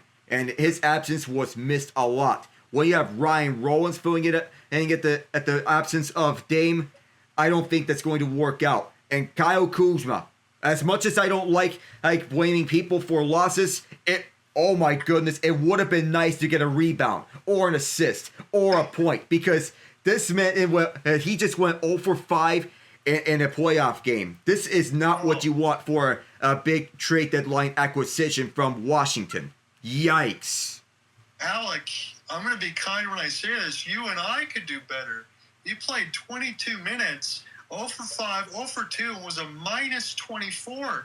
And as you said, bageled on the stat line. Oh my god. Stop making me hungry, John. That's not good. As far as the back half, again, unfortunately for myself, I have to report, but I will say this alongside Alec, I don't think he's going to think that I'm crazy. I do think the Pistons can win this series against the Knicks. I did see that Isaiah Stewart did go out. That's going to be unfortunate because they're going to need his rebounding and stuff off the bench. But it was a 21-0 run in the fourth quarter for the Knicks. Pistons held very strong. They had an 8-point lead going into the fourth, but they were outscored 40-21 on the back end as the Knicks win 123-112. OG Anunoby, Karl Anthony Towns, and Jalen Brunson went off. Jalen Brunson had 34, and Towns and Anunoby with 23. But I will say this, Cade able to figure it out down the stretch. Malik Beasley, 20 points off the bench. But Tobias Harris was the only reason why the Pistons had a chance. He had 25 in this game. And even though his point production was down, he's not expected to be the focal point of this Pistons team. But he played with heart in this game. 25 points, and Kay Cunningham dishing out 12 assists, which helped the Pistons keep in this game up until that 21-0 run from the Knicks, which was basically ouch. You do not want that to happen to any team. You do not want to have to face that type of run if you're a team that's trying to defend that. Yeesh. Jalen Brunson, of course, he's making his case for why he should win Clutch Player of the Year. 34 points, and with crucial runs that sparked the Knicks up top. 8 dimes to his credit, too, and Towns with 11 rebounds, 4 steals, 2 blocks. And Anunoby, 5 steals of his own with 2 blocks. Yeah. It's a really good team with the New York Knicks, top 10 defensively, can score a ton of points, can shut you down. It will be tough for the Pistons. Pistons did go 3-1 in the regular season series against the Knicks. Would I be disappointed if the Pistons lost? No, I would not. But I'm just happy to see them back in the postseason after winning, 18 games last year, finishing 44-38. That's why I think Jimmy Bickerstaff should get some votes for Coach of the Year. I don't think he'll win it, but I'd like to see him get some votes. So I do think the Pistons will remain a good standing moving forward. But yeah, we'll see what ends up happening. I'm hoping maybe the Pistons, Alec, can win maybe a game or two. Yeah. This outside the Clippers Nuggets series are my 2 series to watch. I would also watch for that Rockets Warriors series. It gets started tomorrow. I would love to cover Game 1 of that series because, of course, it is my guys up against the boogeyman that's haunted us in the last decade. But speaking of former Rockets, I'll give a round of applause to James Harden, who despite the loss for the Clippers, finished with 32 points, 6 rebounds, and 11 assists. And one can make the argument that he was the Clippers' best player this season, even through the absence of Kawhi Leonard. And with Kawhi's comeback, where his defense is much needed, that I feel Harden was the player that kept this ship afloat. Yeah, absolutely. It's good to see him play at his vintage level. I do want to ask you this selfishly between the Warriors and Rockets. Again, that's 9:30 Eastern time in the mix of TNT and Maxwell tomorrow. But the Rockets, that's about as difficult as a matchup you can get, considering that they were the 2nd seed. You get that trade for Jimmy Butler, and it feels like the Warriors would never lose again. How do you see that series going? I think it's going to full 7 games. The Rockets are not going down without a fight against their hated rivals that they've been consistently owned by for years upon years of knowing them. 4 playoff series losses, that trauma doesn't go away in an instant. But Ime Udoka's boys Ime Udoka knows how to coach this young team up to playoff status. So Fred VanVleet said, "Does this team know any trauma of years past?" He said no, because this is a young team that they're not familiar with playoff trauma from years past. Because this is a team that hasn't faced the Warriors in a playoff series. Steph Curry has, though. Dillon Brooks, on the contrary, has, but that was back with the Memphis Grizzlies in that 6-game series in which Brooks was labeled as the fall guy for Memphis' shortcomings, and it's been downhill for the Grizzlies ever since. The Rockets, on the other hand, have been on the rise as a young team with a purpose, with a defensive tenacity, and a hunger that's lit onto their eyes. the fact that Houston beat the Warriors twice, the Thunder twice, and the Cavaliers twice, all in this same season, that's no accident. That is by design. And when people are whining about, oh, this team is too tough for us, that's the purpose of Rockets basketball. This is a mentally tough team that is battle-tested for any moment. And if they can beat the Warriors in the play-in tournament, there is the strong likelihood that the Rockets can beat the Warriors in the full 7 games. I think that's beautifully said, Alec. I'm glad that you mentioned it that way. Again, I enjoyed it covering the play-in tournament or the in-season tournament alongside with you with the Rockets and watching this. I know what I meant to say. Yeah. No, I got you. And that's exactly where I think. And I was watching Amin Thompson. I'm looking, who is this guy? And I know in the mix of Oster because I see it between the Pistons, but both of them are incredibly talented. Amin was ridiculous in that tournament. And that Rockets team is very young. I like Jalen Green, Jabari Parker, all those other guys are very, very, Jabari Smith, I should say. Everything else has been pretty good for this team. And Ime Udoka, that was the right coach for them to get. It's kind of the same mark that we always say in between either Jim Montgomery or Bruce Cassidy now for Vegas. Once they become available, didn't take the Rockets long to go ahead and take Ime Udoka. Yeah, it didn't take that long. Basically, you said it perfectly about the Jim Montgomery part. Ime Udoka is basically the basketball version of Jim Montgomery, in which he was cast out after one season, after a successful run with his first team in Boston, and now he finds instant success on his next team, and he's having that successful run. Ime may have his off-the-court controversy, but that's been put onto the wayside now. He's focused on basketball now, and he's been delivering lights-out defense for this team.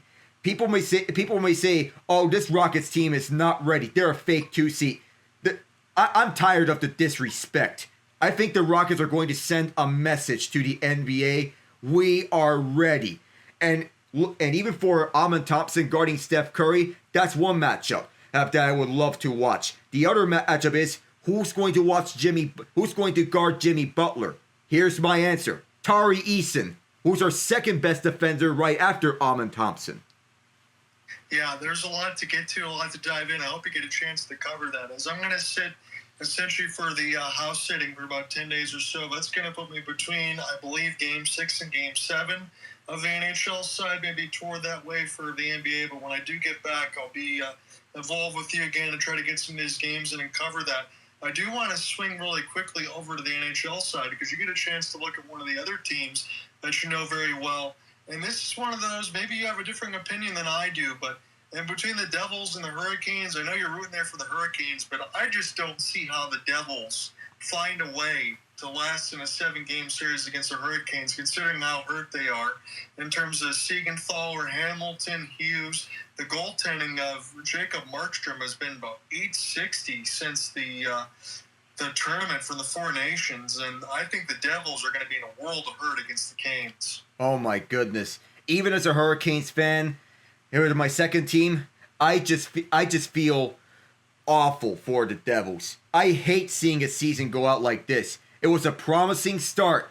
Everything looked right for them. They were doing everything correct. Special teams were right up right where they want them. Power play's electric. Penalty kill is right up there as well. It looks like the goaltending issues have been solved. And then Jacob Markstrom goes down. If that's not enough for a bad injury luck, Jack Hughes and Dougie Hamilton go down one day after another. Jonas Siegenthaler already went down, and he could come back if the series goes deep enough. But Markstrom has been playing in like he's still visibly injured. His save percentage is not back to what it was before the injury. It's just that awful. And if the Devils bow out in 4 or 5 games, I wouldn't blame one of those players any bit. There's just nothing that they can do. 5-on-5's been bad ever since Jack Hughes went down. And even though Nico Hischier has been a stellar piece, so is Jesper Bratt, what Sheldon Keefe needs to do is continue rolling out the Hischier line so that they don't get buried at 5-on-5. But what else is there? Depth scoring needs to come up. And beyond the second line, it's pretty much bare bones. Dawson Mercer and Andre Palat have been rather disappointing this year. And there's not a lot that encourages me into thinking that New Jersey's going to take this series. Just a sad way to go out. Yeah, and I was thinking in terms of Andre Palat, I was initially excited when the Devils signed him over there from the Lightning, thinking he was going to be a big piece, but that really hasn't worked out. And I know that this is just regular season splits, but I do just want to make this note of it, because Alec already diagnosed everything beautifully. But 23-16-2 were the Devils on the road, but at home they're 19-17-5, so that's quite a split. Carolina Hurricanes 31-9-1, unbeatable at Raleigh, but they are not very good on the road. 16-21-4. This exemplifies Rod Brind'Amour's tenure. Great at home, but on the road it's a much different story. The same applies for playoffs, in which they've been bad on the road, but they've been excellent at home ice. Home ice advantage is a huge benefactor, and it's good that Carolina starts out at home in this series, because when they go on the road, it's a world of hurt for the Hurricanes in the playoffs. So I'm going to get set here to take the second period once we get underway, and then we get to the intermission. I do want to ask Alec, as we break down some of these other series, the TV schedule is a little bit wonky. We'll break that down for you as well. But one of the main lead-ins we'll have in the second intermission is the Sens and the Maple Leafs. When that one gets going tomorrow about 7 Eastern on ESPN2, that one's going to be absolutely insane. We'll break that down a little bit and give our thoughts. And then I might also share one of the other series that I think is going to be short. But as we're looking forward to it, it's the American Airlines Center instead of the second period. John Ott with you alongside Alec Nava. Gracious to join me here for this game one, because I'm going to be away for quite a while after that, but I will be listening in. So I won't be able to join as far as Alec, as far as doing the play-by-play for those stuff, but he might see me listening in throughout the week, because I'll be jonesing for some hockey. As this one will be sent back amongst the end boards now. Picked up for our trade, liking it for a moment. Here's Marty Natchez, former King, as this shot will hit the left side of the glass. Devon Tays in a battle away from the blue line side as Cody Ceci off the step up. This will be left for Lehkonen for a moment, and then race back down to the app. So Cale Makar, Devon Tays set this one up now for Natchez. There's a beautiful entry across the left wing for Lehkonen. His shot was a left pad save there for Jake Ottinger. Ottinger's been pretty good. So is Mackenzie Blackwood. Devon Tays into the screen, and this one's gloved by Jake. And so far, Colorado with a fast start. They came out to a fast start in the first period, and they want to keep that same energy in that second period. So, and again, it has that fast start in which they got 2 early shots on Jake Ottinger. Devon Tays with a smart shot and also with the screen that helps them out front. So we profiled Misha Donskov, who's the assistant coach of the Dallas Stars, one of the many assistants alongside Steve Spott. So far, so good for Colorado. Brock Nelson wins this draw, but it goes all the way back to the Avs defense. And we'll have to start again from right to left again. They are in the road whites with the cerulean and maroon on the top between the shoulder blade and the pants as this puck gets deflected on a play, no penalty. And so far between these, it's been much of the opposite of what we saw in the first period of last year's Game 1 in the second round. And last year, it's been all Dallas. They jumped out to a 3-0 lead. But from that moment, it was all Colorado, which they took control and didn't look back, scoring 4 unanswered to close out the game, including the overtime winner. But we don't see that coming out. No, Alec, as you said, this one looks a lot closer. Again, they're profiling 0-5-2 in the regular season for the Dallas Stars, but you're better off blasting those stats into the sun because it's unrecognizable for a team as good as this. As Mackenzie Blackwood slowly plays this toward the right side off the bumper, and now Colorado can take this one right to left. Dallas at home in the victory green with the black pants and white striping. They get the steal.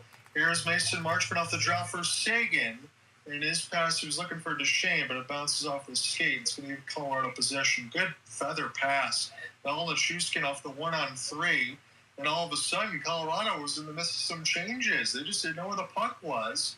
Pick up now for Marchment off the drop near the right side. Send it back around the inboards here. Mackenzie Blackwood on the stand-up near the left post. As Dallas will force the steal. And this will go right to Blackwood, who will like to hold. The game has been transpiring rather slowly here in this second period. It's ended off slowly, but Dallas is comfortable slowing the pace down here as of late. You know, they're throwing around quite a few shots around through the end boards, but not a lot of dangerous looks. That speaks to the defenses. And I'm not going to say that this would be the one thing that Dallas wants to do, but honestly, Dallas, it would benefit them, Alec, correct, if they can slow down Colorado. You don't want to turn this into a track meet. You know, track meets are the last thing you want to see in the Stanley Cup playoffs because they are far and few in between. Rush chances are few, but they have to be earned.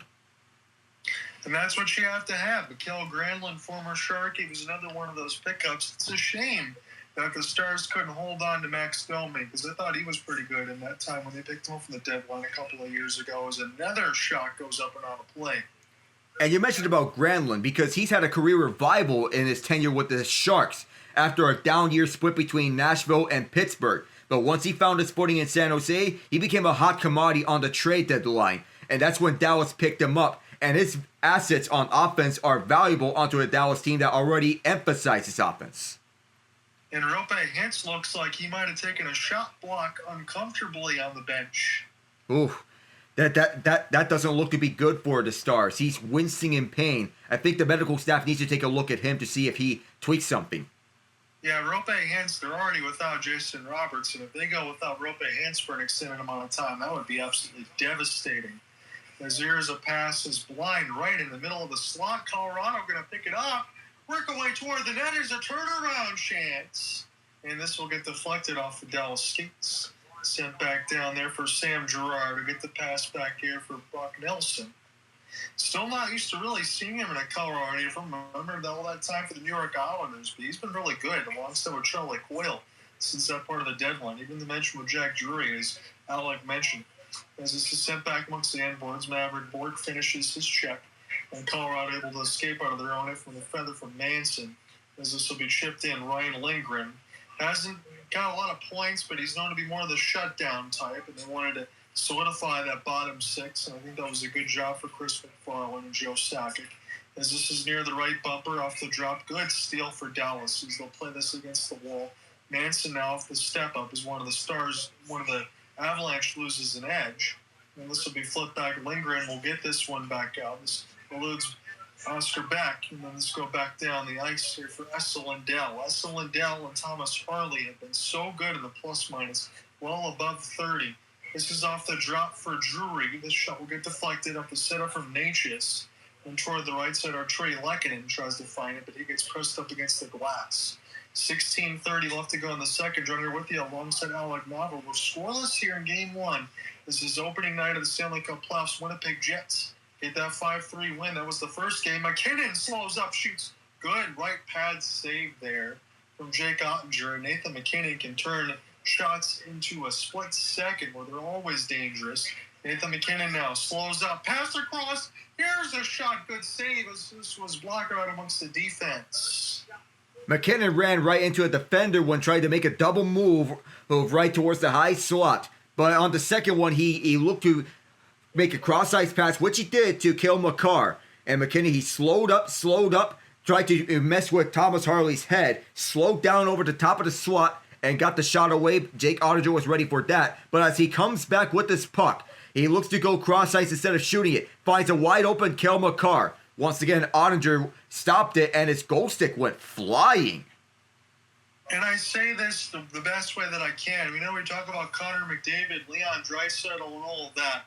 You got to put Nathan McKinnon in that same category. And we know that Dallas already knows that in terms of trying to get all that stuff done. And Kel Makar, but especially Nathan McKinnon on the forward side. Absolutely elite. And now Marty Natchez able to benefit from some of the same stuff that Mikko Rantanen was for that many seasons. As this is sent now the other way for Dallas. Stopped there for Marchman, trying to look for Ben, but this pass goes all the way down to be iced against the Stars. And a bit of unfortunate luck that time around. So we see Eric Johnson, who only wanted to go back to Colorado in a potential trade. He didn't have a no-movement clause, but Danny Briere treated him like a player who had a no-movement clause. So you see the injury to Rope Hintz. It looked like it's somewhere towards the lower leg area. And that was inadvertent off of his own defense, as we still see him at the players' bench. I haven't seen him back on the same shift. He's got 6:45 of ice time, but that'll be something Alec and I will monitor because they need number 24. As we already said, he's one of the very best two-ways he's got in the game. He's got blinding speed as well. Picked up now off the backhand. Again, they do have Mikko Rantanen now from that long extension, but you did lose Logan Stankoven, who was another one of those big pieces for the Dallas Stars. So it'd be pretty good moving forward throughout his career, I would imagine. As Devon Tays off the tie-up there. This will be sent back around the end boards. Dallas now high slot shot. This will be saved by Mackenzie Blackwood. Brushed toward the right side red line, but this is still with Dallas. Tays tried to loft it out of the backhand. Here's a chance off a couple of sticks. Jamie Benn will push this one ahead, and now he'll get to it. Jamie Benn now spin on his backhand. He's shoved by Tays as this goes to the right side corner. 14:50 left to go in the scoreless second. Shots on goal are 12-9 Colorado. This will be flipped back amongst the end boards again. Is Let's Go Stars chance. Tays, Soleil amongst the end boards, and Colorado now mercifully gets it out of the zone. As they'll pick this one up now for Bischel. Bischel will cross ice pass. Will be sent back down, no icing, as Devon Tays still trying to battle for the puck. Sagan takes ahead to try to make a play. Again, he's already been signed alongside Virginia Benn for a long time with the Dallas Stars and Jim Nill. Here's a shot intentionally wide off the backboards. Mackenzie Blackwood has had enough of it. Oh, hold on. You bet he's had enough of it. Of course, two dangerous chances right at the front, and we have some commotions here. Valerie Nichushkin and Mason Marshman against one another. But Tyler Sagan, who's still having himself a solid season, sends one back to Leon Bischel. No deflection from Matt Duchesne, who wants to get this rebound. There was no room right in front for Duchesne to maneuver that inside. And then he sort of body slammed right in front. Then a curl and drag shot was by Wyatt Johnston earlier. That hit at Mikhail Makar's stick. A lucky bounce for Johnston that hit Blackwood. I would say so, because of Blackwood, that would have been really difficult to track either way and otherwise. As it's 12-10 in the shot, we're 14-19 left in the second. I'm taking over the second. I'll be handing this back half and half with Alec here for the third. We'll see when we get our first goal. Here's a good drop pass. Rister, this will be partially blocked down in front. Colorado trying to throw it up the middle of the slot. Here's Charlie Coyle. As you get his camera shot, this will go through center ice. Josh Manson will pinball pass it. He's going to give it right to the Stars as they get their entry across the left wing. Manson, now former Anaheim Duck. He's been with Colorado for a couple seasons now. Bischel. Hill will take this long outstretched pass from 50. This connects. Bouncing off the Colorado defense, Rope Hintz will indeed take a shift. As this will be a puck over the glass. We'll see if we get a penalty. Oh, we have to see here. And we did see Rope Hintz out there onto the ice, so he's back from his injury, so we'll get the official call from the penalty side. Kelly Sutherland. So it's going to be Ryan Lindgren, Alec, that's going to go to the box for a delay game. Yep, that was over the glass. It was debatable, but Rope Hintz tried to get that puck away from all of harm's way. As Lindgren tried to clear it, he had the idea of trying to get this out for the zone. Just fired this over the glass. No deflection, he's going to sit down. It'll be a good time. Again, I know Colorado will get a chance to rest here with the commercial break for Dallas. Rest, get their top-line personnel out for a power play opportunity. Both teams have had two chances so far in the power play, as we're still waiting for our first goal. And still, of course, these goaltenders playing superb in between these two periods. I would imagine this continues to carry out onto this penalty kill. So you mentioned about the Battle of Alberta. Could it be realistic to say that this goes to full 7 games in this all-out war? In between... the Battle of Ontario, excuse me. Yeah, Battle of Ontario, yeah. No, I know what I meant to say again. I just misspoke.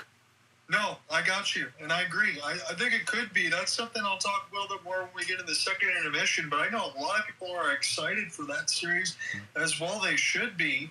I know Ian probably sent you the same message he sent me as far as someone scolding hot bracket. They had Ottawa and Winnipeg in the Stanley Cup final, with Ottawa winning, I believe. Oh my god. Imagine the scenes at Canada's capital if Ottawa does manage to pull up a miracle run, their first playoff appearance in 8 years. But also at the same time, imagine the scenes in Toronto if they finally break not only the Canada drought, but the Harold Ballard curse that's been lasting for 57 years and counting. Both Craig Berube, that could be possible. It could be. I really think that's the best team that they're going to have. Again, we'll figure out, what happens with Mitch Marner You know where I feel about that. Toronto wants to hold on to him as much as possible, but Marner's going to command about north of 15 million plus. We know that per season because that's how good he is. So here it is, a key power play for the Dallas Stars. It's their second opportunity. Will they draw first blood? As this gets raced in the right corner off the tie up there from Wyatt Johnston. Here's a shot in through the traffic, deflected, and Colorado will be the first to get to it. This is an opportunity to counter here with Cale Makar. This one get deflected off of Harley. Matt Duchene now off the spin and turn, and Cale Makar did an excellent job just killing time as he'll go ahead and take back to his defensive post. Again, you have the mix there alongside with Brock Nelson as well on part of that penalty kill, as they're pretty much giving puck entry here to the Dallas Stars. This is in the high slot now. Harley with a sauce pass. Number 55 will get it right back as Thomas sends it across. Here's a chance toward the right side bumper for Duchene. Back for Harley now in the high slot. Dallas kept on the outside chance. What a stop by Blackwood, his best of the game, as that one goes down the ice. You mentioned about penalty killing. Goaltending has been a major factor in this turnaround to penalty killing, as they were below average before the goaltending trades, and now with Blackwood, he's one of the big reasons why they've been even out. Oh, what a great back check. That was, and Granlund couldn't hold the zone, and now Dallas has to start back up again in the victory green. Blackwood with a full sprawl diving save. Rantanen slows up at the line, makes the pass. Harley deflected. It was behind Blackwood, but Colorado, tremendous job to clean out the crease. Now Valachuskin racing the other way, and this will be solved by Jake Ottinger. Again, Valachuskin knows he wants to score against his former team, and the choo-choo train is excellent in the postseason, alongside with our Trey Lehkonen. As long as they can keep those two on the ice, that's all that matters. Colorado is that much more dangerous when they already have guys like McKinnon and Makar. Yeah. Back amongst the inboards now. As this will be recollected here for Thomas Harley. 5 seconds left to go in the power play. Certainly looks like they're going to go 0 for 2, but Blackwood able to save their bacon a couple times. Colorado kills it. This is right out of the box for Lekrid. He gets tackled and slammed against the inboards. I can't believe that wasn't a penalty there. Now he's being cross-checked. Colorado being all sorts of worked over at the line. No call, and the ref is standing on top of the play. That's almost inexcusable. As Marty Natchez now back in amongst the inboards. And again, I'm not trying to root for one of these teams, but my goodness, picked up off the backhand, and that one goes wide. As this will be settled back down to the right side. Our Trey Lehkonen, his pass will get picked off. And now Tyler Seguin, he was running out of gas. A little bit of a partial hook, but Cale Makar get this one. Sam Steele will go ahead and give chase. As that was a trip with a skate that was not called. Stopped by Blackwood to the right side. That was an easy call that should have been made. Dallas now drop for Steele. Here's a wrister save. Blackwood, it's loose out in front. Another save, Blackwood, a third save. My goodness. As this goes to the right side boards. And now Colorado gets this away. That's crazy what's not been called here. Nathan McKinnon off the drop through speed. This one's solved by Ottinger. Scores! Colorado gets it first. Oh my goodness, what did we just Are they gonna call it they're gonna call it a goal, but the Stars are not wanting to let them celebrate. This is like when Denny Hamlin was not letting Alex Bowman celebrate one of his NASCAR victories, but finally, after 29 minutes and 30 seconds of play, and after a chaotic sequence, we finally have first blood, as Lehkonen literally was getting tackled in the midst of a shot right after a previous tackle. This one off of Ottinger gets his own rebound back as Maverick Bourque was going on to. Bourque just hit him right behind his Lehkonen. Hits the right post in the midst of hitting this one up onto the left corner. What did we just witness here?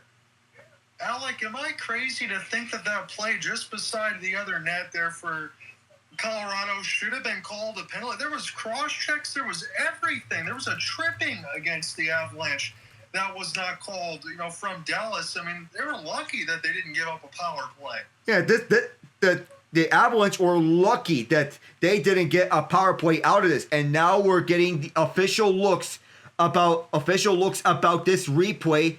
Did Lehkonen slew foot Bourque in the midst of it, or did Bourque just simply tangle up Lehkonen that much? We don't know who initially started it, but what we do know is that they were both fighting for the puck. But how in the world did Lehkonen find the means to pick up that puck on his rebound as he was getting tangled up with Bork? Alec, that's Ovechkin-esque there for our Trey Lehkonen. That is gorgeous. Or did he kick this in? And speaking of Ovechkin-esque, Ovechkin did play some soccer previously in his home country in Russia. And we're going to have an official word as Nathan McKinnon is having a discussion with the official Jake Brink. It appears they're looking to see if this was kicked. No kicking motion. It's a goal for our Trey Lehkonen. Honestly, I think all of us would have been sad if that was taken off the board because that was magnificent. Yeah, he didn't deliberately kick this one towards the net. He was tangled up by Maverick Port. Just a little bump draft onto his rear end. And Alec, I'm going to jump back into this in a moment, but am I looking at that correctly? His 24th postseason goal? Well, we're not living in a fantasy, but he is known to step up in the playoffs, especially in series-clinching games. Holy cow. Again, I talk about our Trey Lehkonen and Valentine Shuskin, but to see that again, it made me have to wipe my 4 eyes off the glasses. This is picked up now right at the halfway point. This has been a masterful game one so far. Dallas leading on the shot board 17-15, but they go off sides there with Granlund. Or Trey Lehkonen draws first blood. And fortunate to do so because for the most part, John, we both thought that there was going to be a penalty called. There could have been a penalty for the deliberate tackle. There could have been a penalty for the trip. There could have been a penalty for a little slew foot. There could have been something here and there. But no, they just let this one go, and the red light goes on at long last. When I look at that replay, and I'm not trying to be hyperbolic here, but it's certainly like the first shot, again, our Trey Lehkonen gets to his rebound, full marks. But on that second effort, as he's battling with position and both players go down, certainly looks like a gust of wind might have taken that one toward the left side of the mesh and put that in. I don't know how the puck curved that way, but it went in the top left corner past Ottinger. That was a gift from the gods. We're still wondering how that even went in the first place because that was the puck that wasn't supposed to go in. But it did miraculously by some way, shape, and form. And this game keeps on giving. I'm glad that we were able to join for this game one. I think both of us knew that this series would be one to watch. But again, when you go through, even after, guys that have played each other over and over again, it's not the same amount as the Kings in Edmonton. I mean, you can beat that one to death. They say between life, death and taxes, you could also say the same thing between the Kings and the Oilers playing each other. The Avalanche and the Stars aren't quite at that moment yet, but sign me up for whenever these two teams play because it always seems to be pretty good. And it's getting to the point between the Kings and Oilers that for the Kings, it's getting to a level where it's Boston Bruins versus Toronto Maple Leafs level of trying to slay playoff demons. But even for the common narrative that, the Oilers are going to beat them, there's something about that Kings-Oilers series this year that thinks that this year it might be different. It's with all the injuries that we talked about, Alec, for me, that I think is going to be different there. Jake Woolman, another one of those on the back end side that they would need again. McDavid and Draisaitl don't know if they're exactly healthy because that doesn't seem to be. Matthias Ekholm's going to miss some time. But it really comes down to it. I know you're going to agree. The home ice advantage finally belongs to the Kings. That may be a sigh of relief. And not to mention, this is the best Kings team that we've seen in a while. Yeah, and Quentin Byfield's really stepped up. Anze Kopitar, I don't know what kind of fountain of youth he's drinking from. Same thing with Joe Pavelski over the years, but he just continues to get it done. And I agree with Alec. I think if it's going to be time, I will pick the Kings to finally win this series. I picked them the last couple of years, and it never ends up coming to fruition. As this puck goes back to Ottinger, who'll hold with 9:30.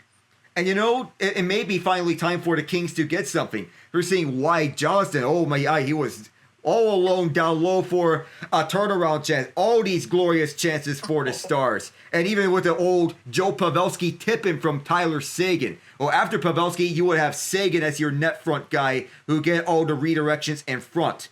That's what I wanted to see, get the redirections. Mackenzie Blackwood has been stellar.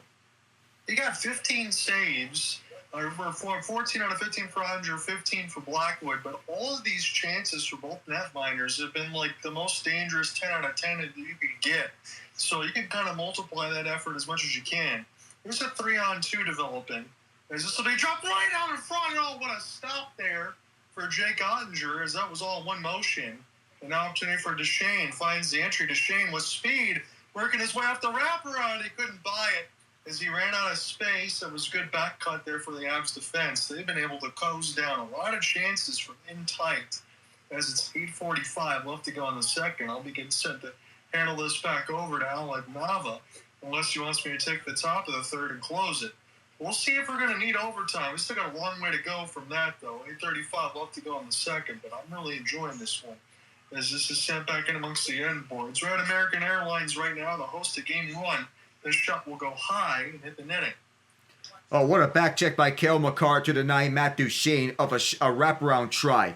As Duchesne was looking all alone at the front of the net, Makar was straddling him the entire way. Devon Taves as well off the 3-on-2 with a glorious chance. That was off a piece of Jake Oettinger, off his shoulder. But I'm going to highlight the back check by Makar. The reason why it's not a tight-eye game right now, even though Blackwood left a wide open net onto his left side, was because Makar forced Duchesne wide and denied him of a wraparound.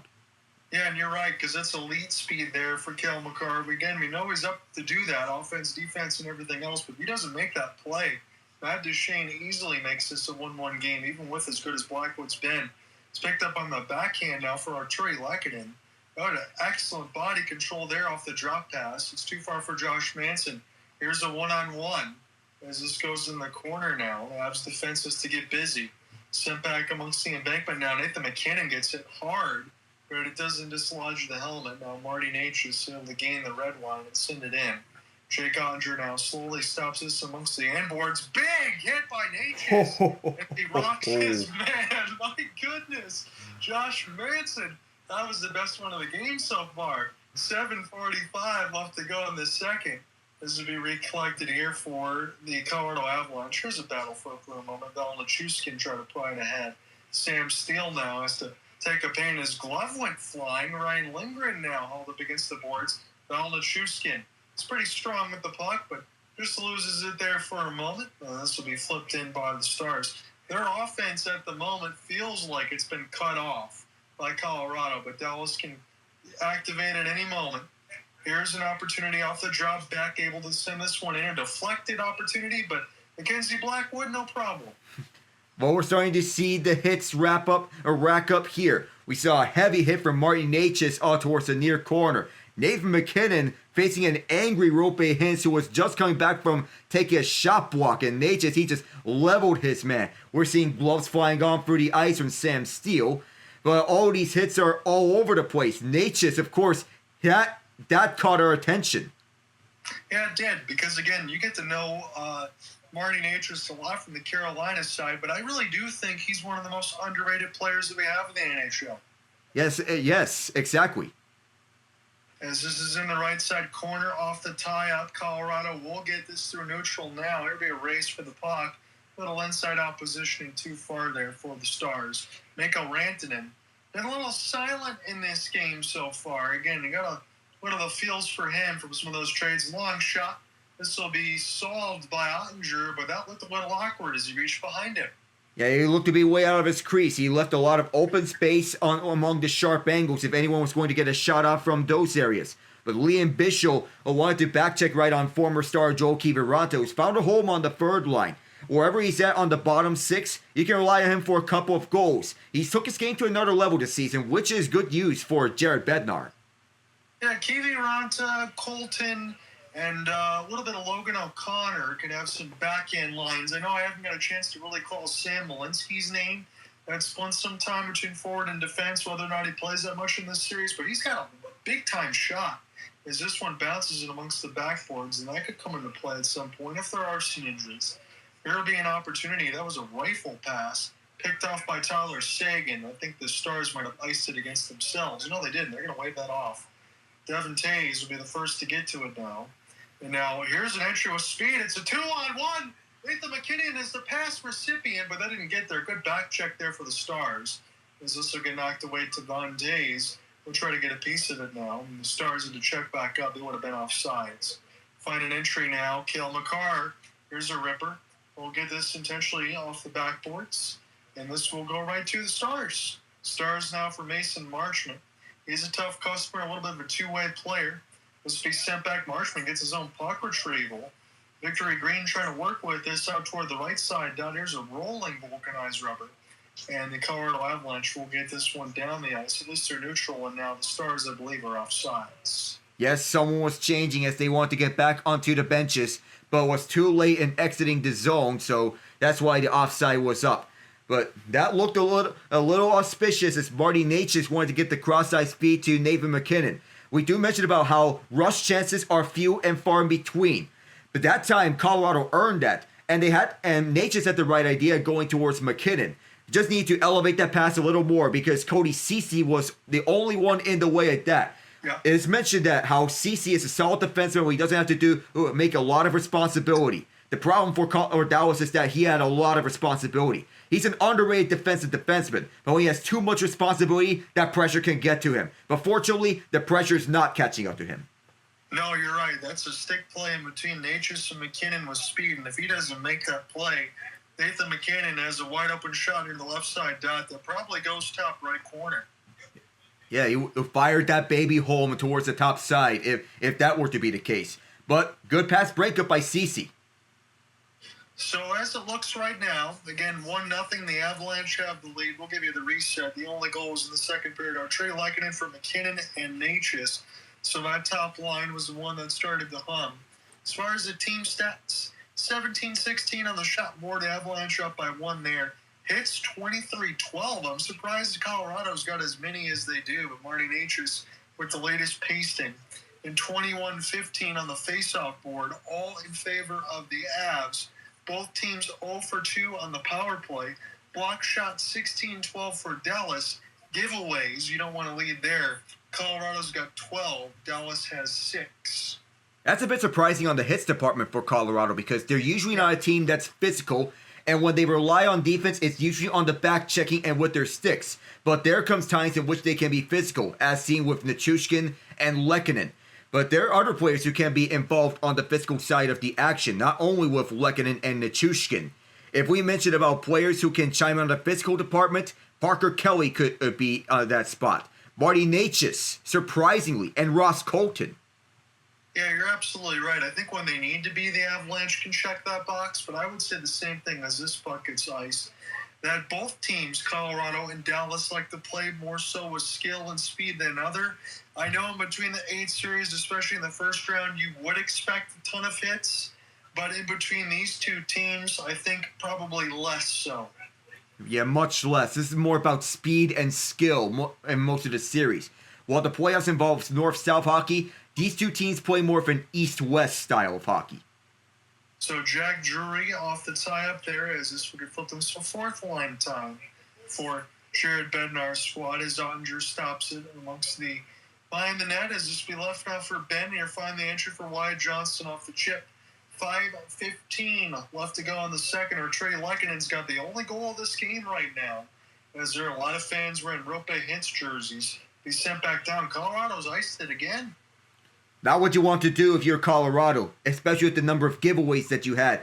And with 12 giveaways, that usually doesn't win you games, but when your goaltender's been lights out, he can steal these games for you.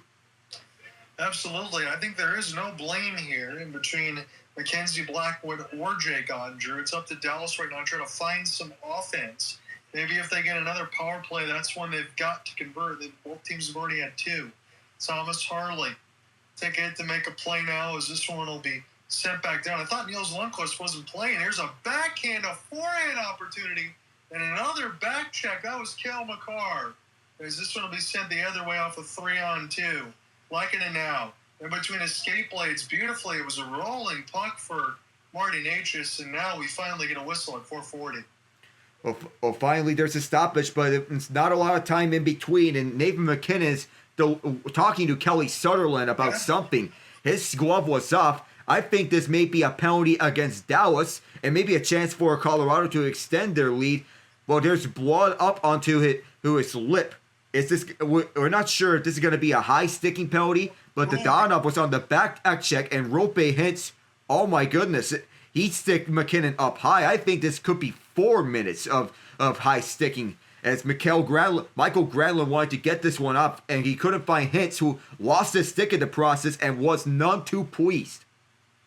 Yeah, that one was pretty hard there for Rope Hintz against Nathan McKinnon. It's not a lot of blood, but there is blood. And if you get that rule well, like, you could maybe make this a 4-minute power play for Colorado, double minor.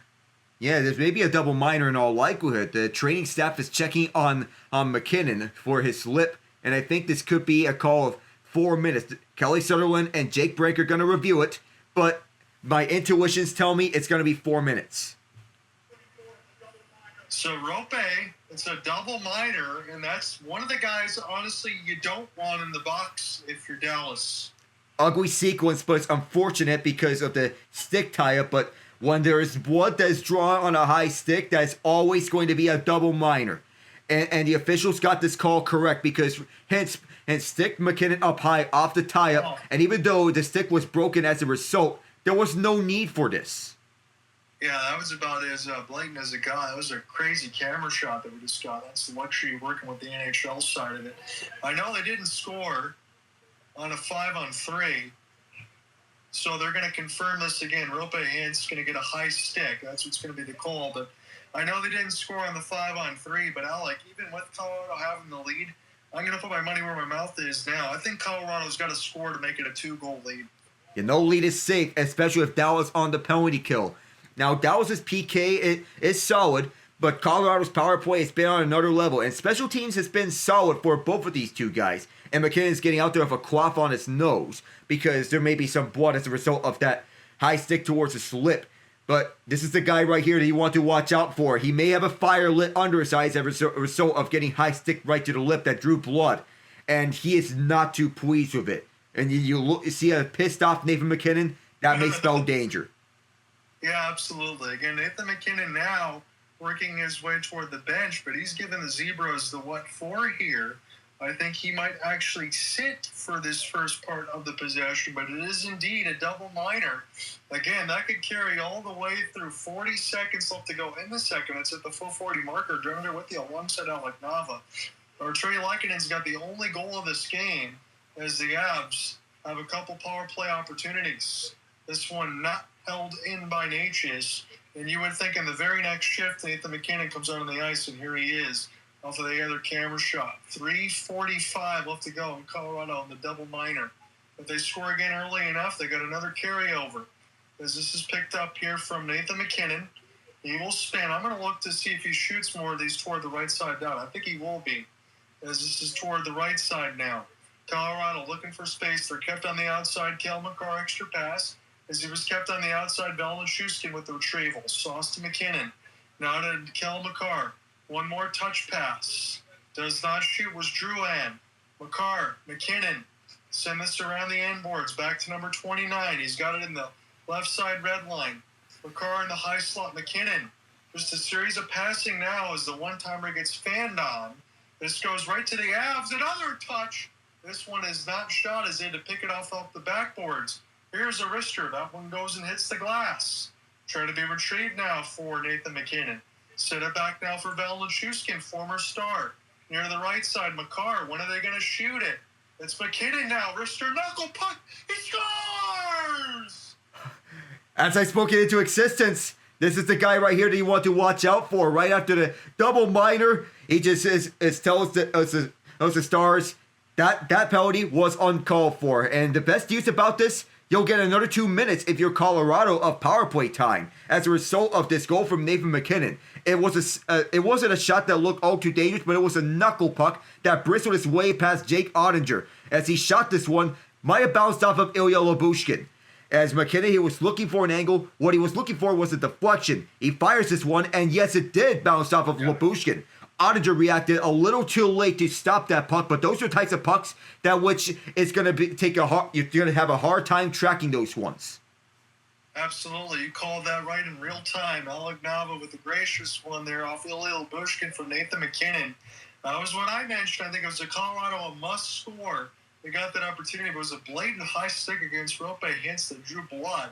That gives Colorado yet another opportunity on the power play with 3:05 left to go in the second. And considering what Dallas does not have, and Miro Heiskanen and Jason Robertson, if they go down 3, this game probably is done unless we see something miraculous. And that's just what it is, because Jason Robertson has not scored a ton in his playoff career during the postseason.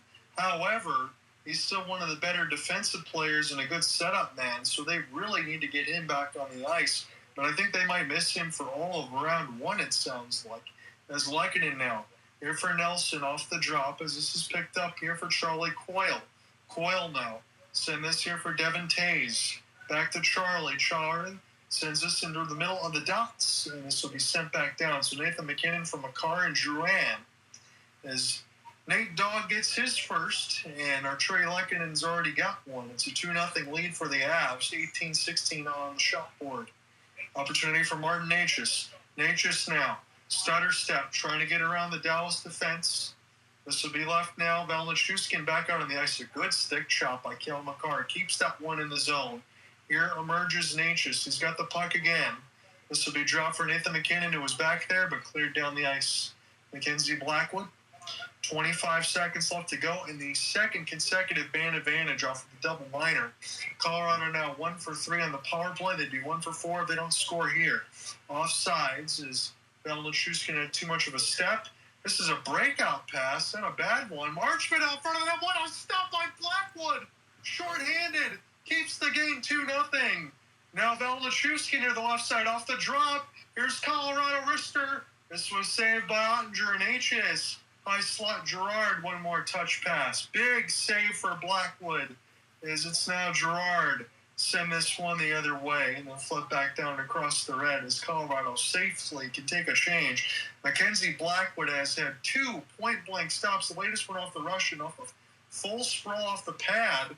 Otherwise, this could be a 2-2 game as this is flipped the other way now. A little bit too far. Brock Nelson lost it for a moment.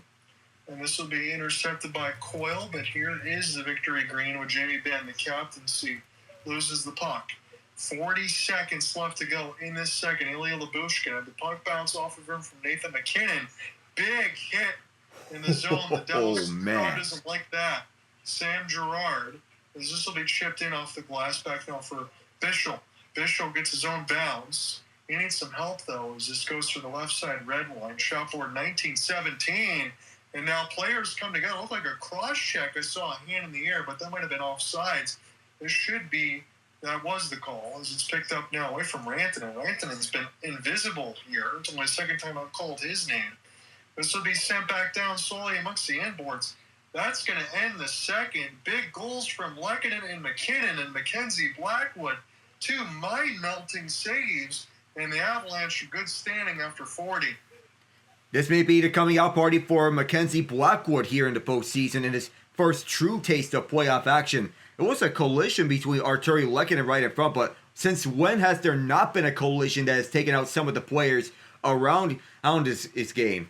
But this second period has been the definition of chaos. We have excellent special teams by both teams and excellent power plays from both teams. And even though the Stars have allowed a power play goal, the penalty killing has, outside that, been otherwise notable. They got a shorthanded chance on Mackenzie Blackwood with Mason Marchment getting set up towards the low slot.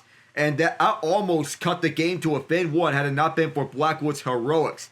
He's been outstanding for Colorado in his first playoff game with them. Yeah, he has. And again, he's taken any sort of moniker that I said in the beginning of this broadcast with you, Alec, who shut that down from the Four Nations. He was just away from a sub-900. Scott Wedgwood was close to about a 925, but I really don't think that there was any sort of thought in Jared Bednar's head that Mackenzie Blackwood wouldn't start this game 1. You ride the hot hand. That's what you need to do if you are Jared Bednar. And Mackenzie Blackwood, he was rolling hot ever since the moment he was acquired. So hot that they liked him to the point where they signed him to a new contract, which is going to kick in next season. And the contract value there for Mackenzie Blackwood, I believe, is around a little bit over $5 million, but honestly, it's a pretty good value, especially considering the cap is going up. Yes, and he's going to be serviceable down the line for Colorado. Yeah, and you thought about that in the mix of Alexander Georgiev. You were trying to get that locked down. You mentioned for Darcy Kemper, who won the Cup 3 seasons ago, how good he was. That didn't work out in Washington, didn't work out in LA. But I really do think now, and again, goaltenders, it can be a fleeting thing. There can be some momentum sometimes here and there that comes and goes. But Mackenzie Blackwood, considering all the time that he's played in San Jose, now he finally gets an opportunity in front of the Avalanche defense. I'm going to go out on a limb and say I think Mackenzie Blackwood's going to be able to be rock solid throughout that contract. Oh, I have faith that he will be providing the stabilized goaltending. He and Scott Wedgwood. Arturi Lehkonen with his first from McKinnon and Natchez, and McKinnon on the power play from Makar and Drouin. 1 for 4, the power play for Colorado. Too many penalties there for the Stars. I know that's easier said than done against a team like the Avalanche. But I do want to go ahead and talk about this. We alluded to it. This is going to be one of the primaries. But the Sens and the Maple Leafs, you might have mentioned this a little bit, Alec. I know that you did. Are you smelling upset? Are you calling upset? Or do you think it's going to be a long series between the Leafs and the Sens? I don't know if I can call this series upset potential. Rivalries are weird, in a sort of way. And because the Battle of Ontario is reinvigorated, we could be seeing an all-out war between the Maple Leafs and the Senators. Watch parties are going to be filled up on both major Ontario cities. A lot of bad blood is going to be on for the ice. We get to see Brady Tkachuk in a high-stakes game once again outside of his Four Nations face-off play. Austin Matthews gets a chance to shine. Craig Berube gets another chance to shine under a big market, the biggest market in the NHL. A chance to rewrite narratives, to rewrite everything that's been written about. But this series, outside of Avalanche Stars, the Maple Leafs Senators series is easily the most compelling series of the first round.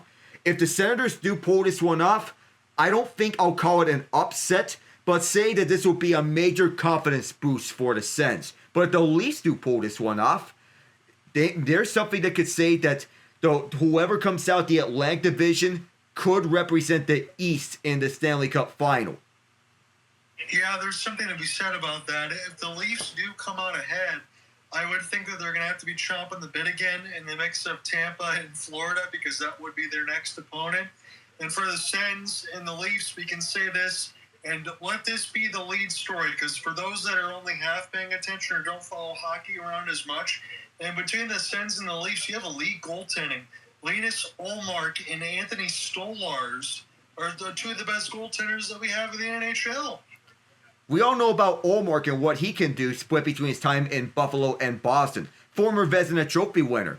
Though he has to step it up come playoff time because the postseason has not been kind to him. I think Ottawa, he turns it around and where his numbers truly come around to form with the Senators. Anthony Stolarz is in his first full-time season as a starter. He previously was a career backup split between Philadelphia, Anaheim, and Florida. But it was in Florida where he got his championship-winning experience as the backup to Sergei Bobrovsky. And he's carried that play over to Toronto where he signed on a midterm deal with the Maple Leafs. What Craig Berube does is that he makes the most out of his defensive defenseman.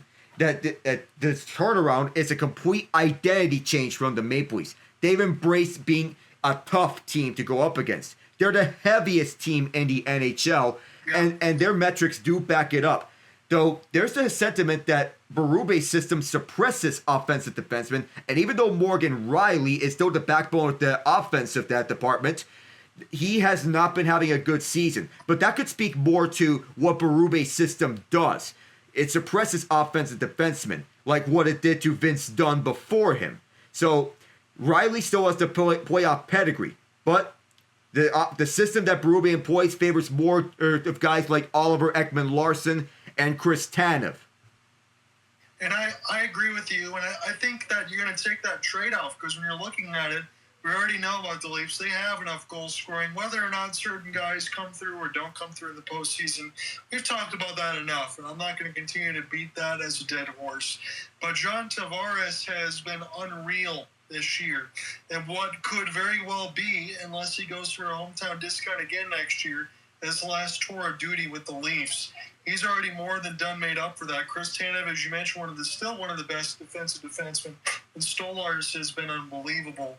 I will give the Leafs the slight edge, although I would not be surprised if the Senators go ahead and get the job done. In fact, of the 6 out of 8 series, I wouldn't be surprised if there was an upset. The only two, as we said, we already called one. I don't think there's any chance the Devils beat the Canes. And I will say this, the only other one where I give no chance, and Alec can disagree with me on this, if he wants to take the other way, I'd be interested to hear it. But I'm not giving the Wild any chance against the Golden Knights. Yeah, I actually agree with you on the Wild, because the Wild, let's go back to the first half of the season. There used to be a time in which Minnesota was one of the best teams in the league. That was emphasized with the play of Kirill Kaprizov, because he was destroying worlds. When he went down, the whole trajectory turned around. Injuries upon injuries upon injuries for Minnesota, and it just keeps piling up. In fact, it got worse when Joe Eriksson Ek went down. Jonas Brodin went down. Who was holding the fort? Philip Gustafsson, Matt Boldy, and Brock Faber. Those three were the key reasons on why they were nominated to the Four Nations face-off rosters. But it's been a very tough year for Minnesota ever since Kaprizov went down. And one could argue that if he played the full season, Minnesota would still end up as a top 3 seed in the Central Division. It's just that unfortunate of a circumstance. And it's sad to see that a season would go out like this, not only for the Wild, but for Marc-Andre Fleury's career. Yeah, again, we'd like to see, and again, if it comes down to, let's say Gustafsson struggles and you bring in Marc-Andre Fleury, well, he's already got enough motivation considering he was a former Golden Knight. Yeah, he has already enough motivation, and given the unceremonious exit, you'd think that this could be even more personal for the Flower. even if he's one of the more calm guys and one of the more lighthearted players in the NHL, you got to believe that if he does suit up, this may be his chance to take over. Yeah, again, that'll be something to think about. Those are the only 2 series, like I said, in between the Canes and the Golden Knights, where I feel like those teams have the distinct advantage. Again, that even puts the Capitals on upset watch for me. I'm not saying that it's going to happen, but at least out of 6 out of 8, it could, because the Montreal Canadiens, they've had 9-10 game win streaks. They've been good. Their game 1 starts on Monday on the road at Capital One Arena in Washington, D.C. And then also another game 1 starts on Monday, the Lake Cap on ESPN2.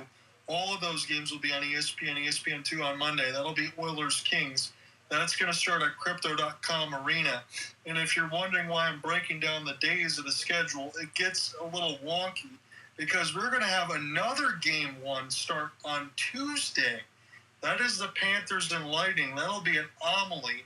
Again, all those games on Sunday and Monday will be on the ESPN family of networks. So there's going to be a lot of staggered starts.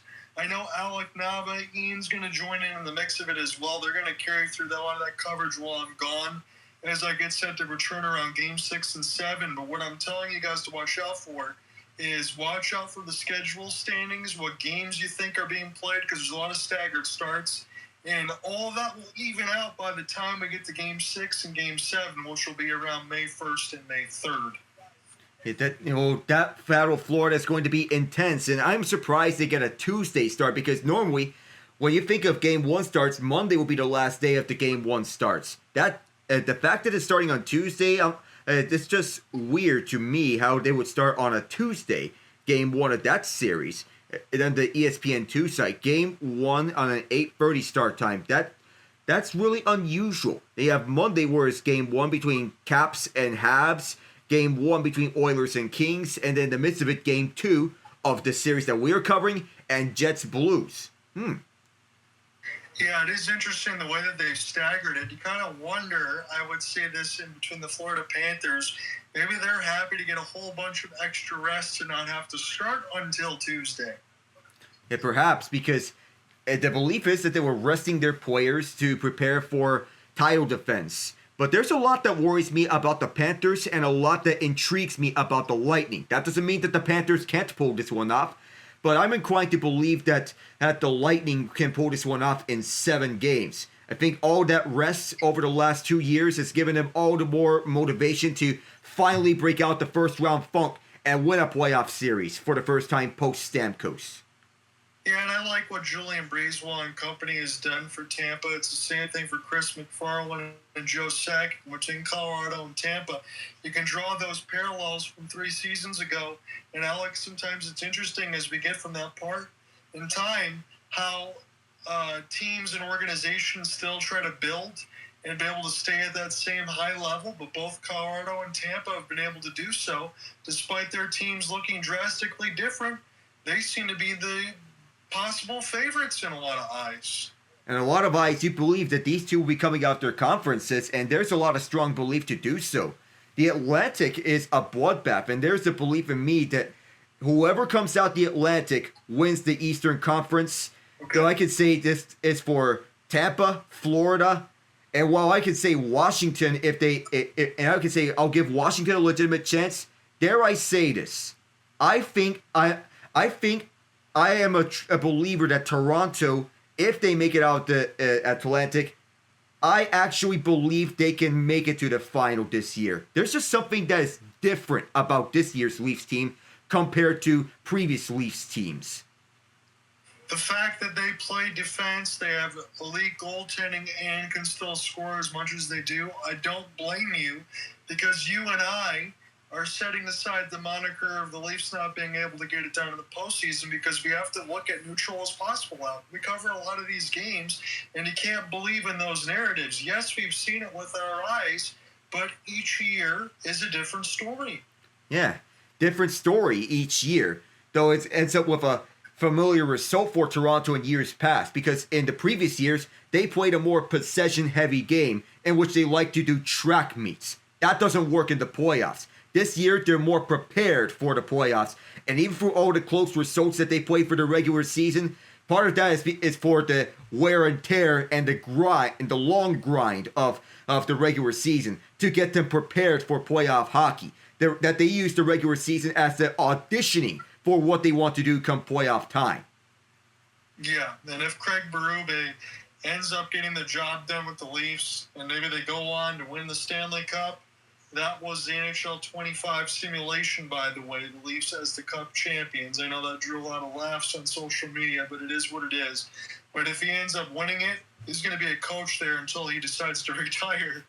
I mean, and that's not hyperbole either, because if he manages to end one curse with the St. Louis Blues and ends another curse with the Toronto Maple Leafs, then of course he's starting to get nominations for potential Hall of Fame status, even though he may be far away from that. But he probably can cement himself as one of the best coaches in the NHL, for that matter. That he gets his boys prepared for playoff hockey.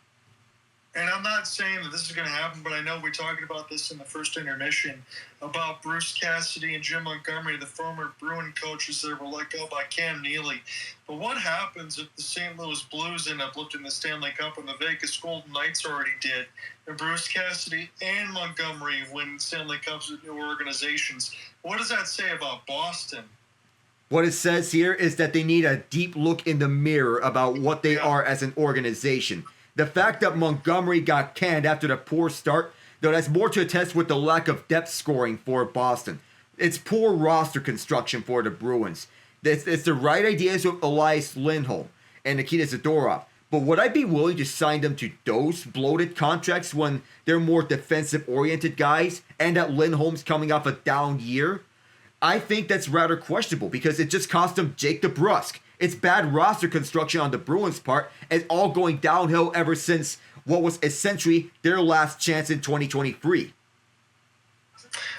You said it right. I absolutely agree. That's what happened to Boston. I think when we were both going into the season, we said, really? We like the players. I just don't like the dollar amount and the longevity of those contracts. I understand it's a business, and players want the security. But that just didn't make sense for the Boston Bruins. And then they played around a little bit too much. Thank goodness they got Jeremy Swayman signed. but they played around so wrong with him that I thought that maybe that wasn't going to happen. Oh my goodness.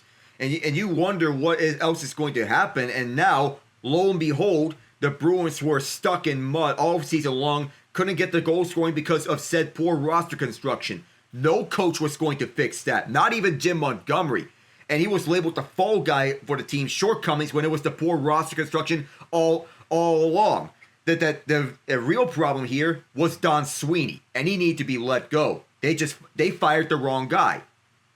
I agree with you completely. Again, I hate to bag on everybody because we're not, but I mean, that's the right way. I think a lot of fans think the same thing. Oh, we even said it at the trade deadline, Alec.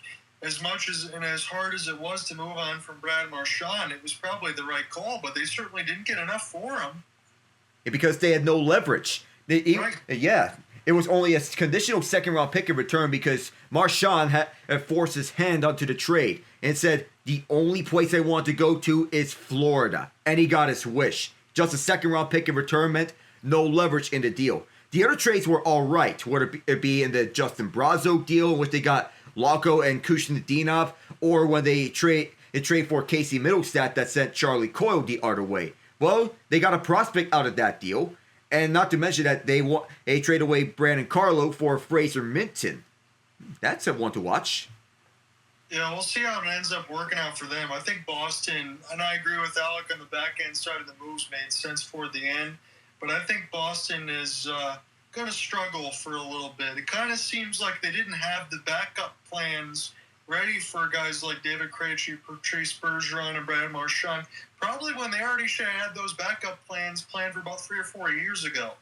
Yeah, and it speaks to the fact in which, why would you fire Jim Montgomery when he's not the problem on your team? He's one of the best coaches in the league, and his time in St. Louis is showing exactly that. Yeah, it is. Do you want me to take the top half of the third so you can close it, or how do you want to do this?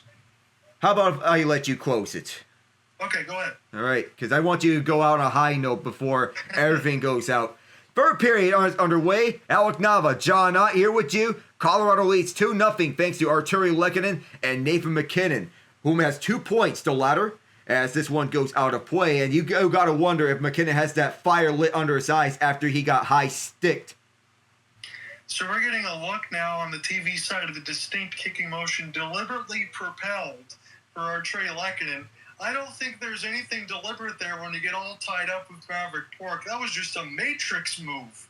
Yeah, and when you get tied up like that, nothing about this is intentional. He went down and got tied up on that tangle. Taves, long shot from 60 feet, patted aside by Ottinger and out of play. I want to know whatever DNA that Arturi Lehkonen has in the postseason for that clutch gene and inject that into my veins.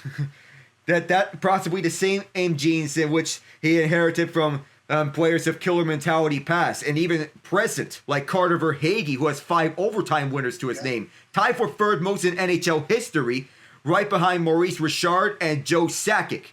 It's directed onto the far corner in the Dallas zone, controlled by Ceci with Natchez on his face.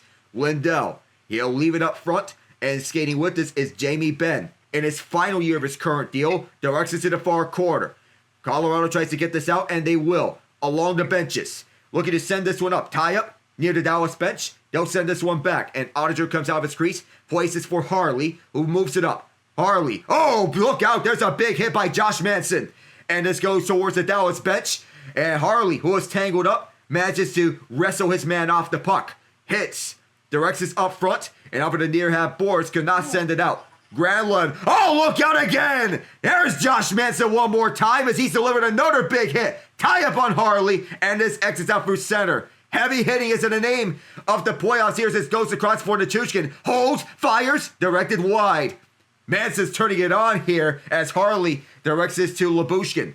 Sends it out onto the far half boards, and there's another one for Samuel Girard. Undersized, yet it plays like he is taller than his size. Duchesne gloves it down one. The Stars take the spill. Marchment fires, and that one went over Blackwood.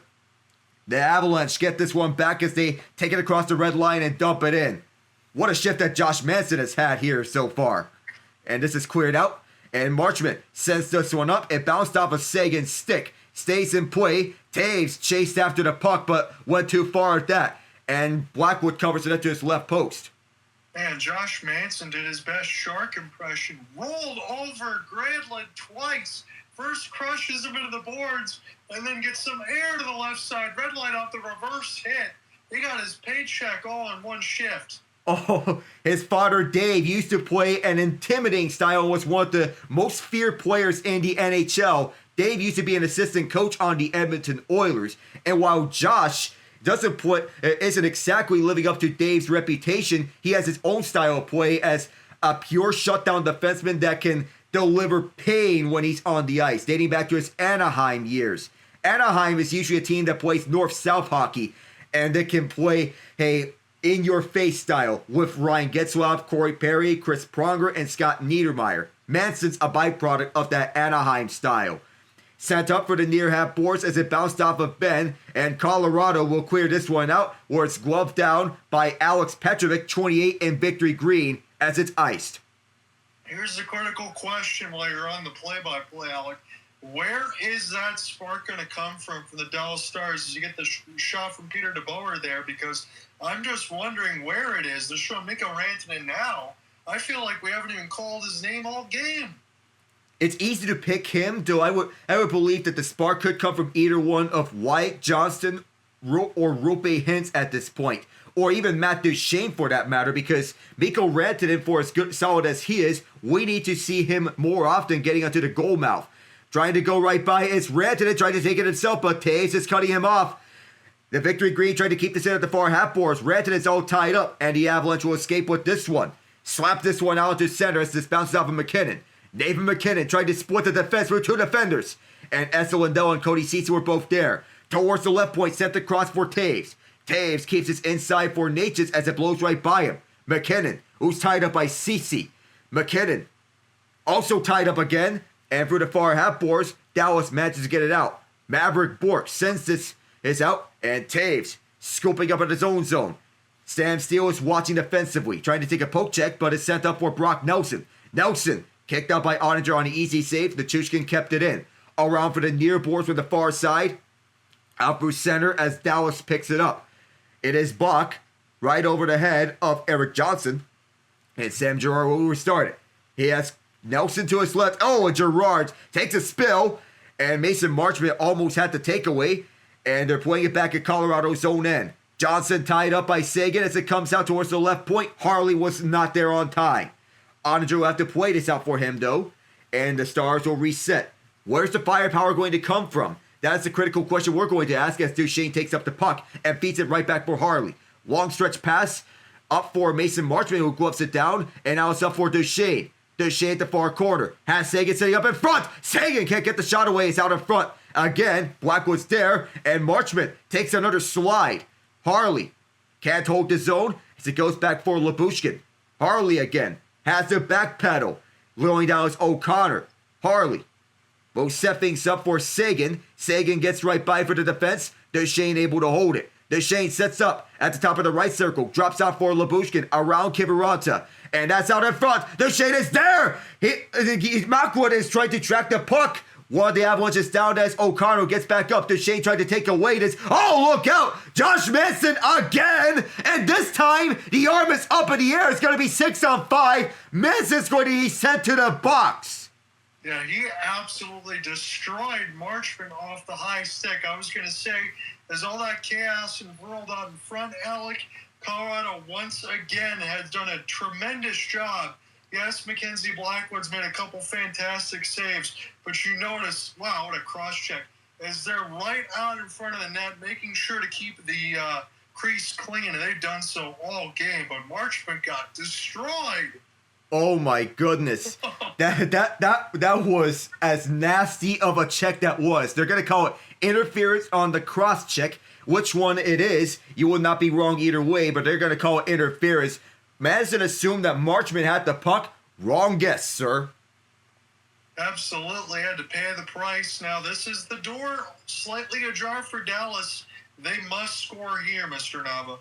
And Mikko Rantanen is out there. He's positioned at the top of the slot. He has 2 shots tonight. Could this be his shining moment? No pun intended, as Harley sends it from near to far towards the far corner.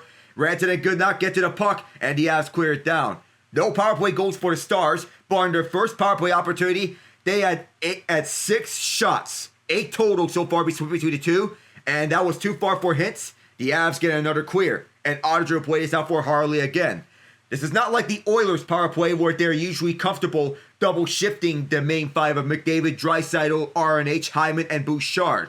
And up for the far side is Johnston, who had trouble with it. Oh, and this just exits its zone. Bad luck there for the Stars, and they'll have to restart again.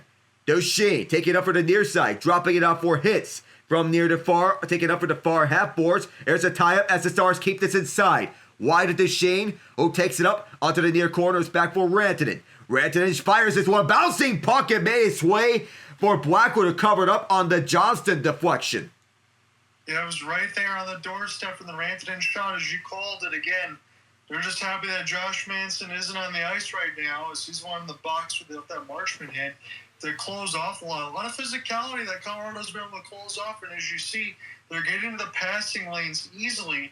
They already kind of seem to know what Dallas wants to do off the entries.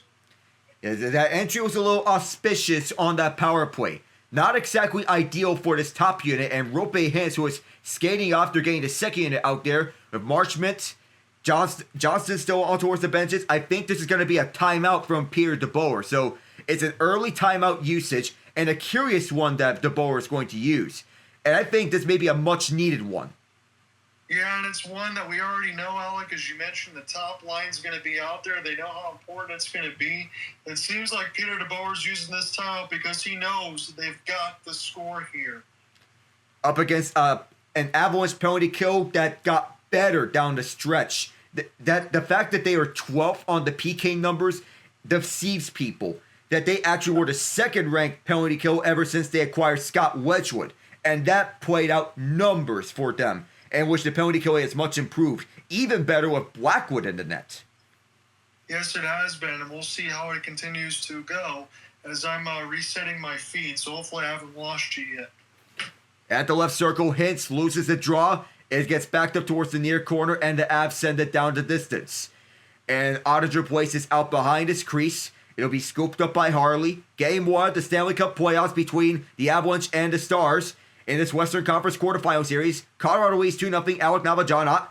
Duchesne gets tied up on his former team. It was a stick in the lane, but Harley's able to hold it. Harley walks the right point with keeper Ranta on him. Far corner is Rantanen, and missing that pass was Hintz. Hintz ties up his man Coyle. Johnston kept the puck in. Here's Duchesne. Cross ice for Harley. Now back for Duchesne. Duchesne goes down low for Johnston one more time, who will look. Wide Johnston.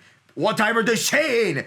And this made his way towards the goal. Blackwood's covering the right post. It's still loose in front. Made his way to the slot. Drop pass out for Thomas Harley. And out the right circle. Mikko Rantanen's tied up. Johnston just kept the puck in. 10 seconds on the power play. Johnston dropping this one out for Harley on a deep shot. Score! They've cut it to within 1! It might be Rope Hintz. And Dallas is on the board.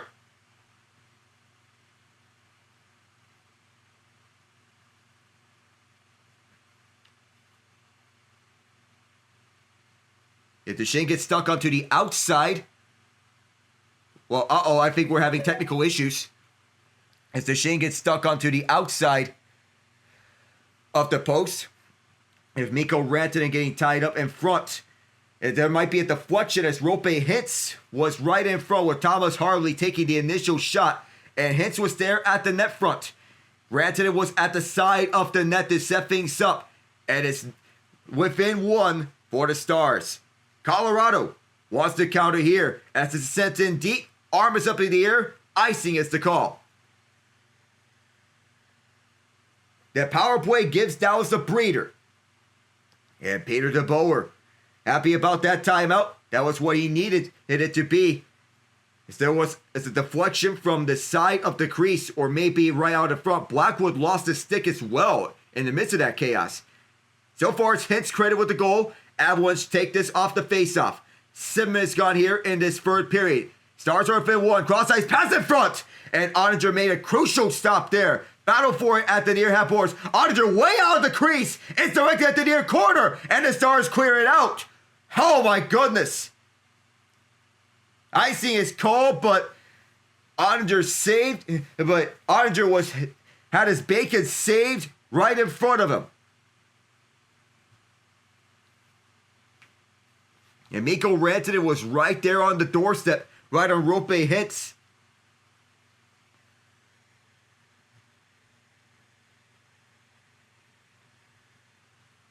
And good job by Rantanen being there right at the front of the net as this is fired wide again. The Avs have iced it again. It looks like the picture tells us quite a story as Rantanen tried to deflect it, but Hitz is the one celebrating the goal first. So it may be his goal. Just within one, as Rantanen is checking the video feed from the iPad. Dallas needs one to tie. They've got one. Face off, it is Colorado with this one-timers misfired. Hits from Harley and Johnston, officially. And for the near half boards is Nichushkin, who spins around. Nichushkin looks back towards the left point. Here's Gerard, long shot. And it's going to be caught and covered up by Ottinger. Little auspicious there. 12:22 left in the third period. And the Avalanche lead 2-1. Try to see if we can get John back up here.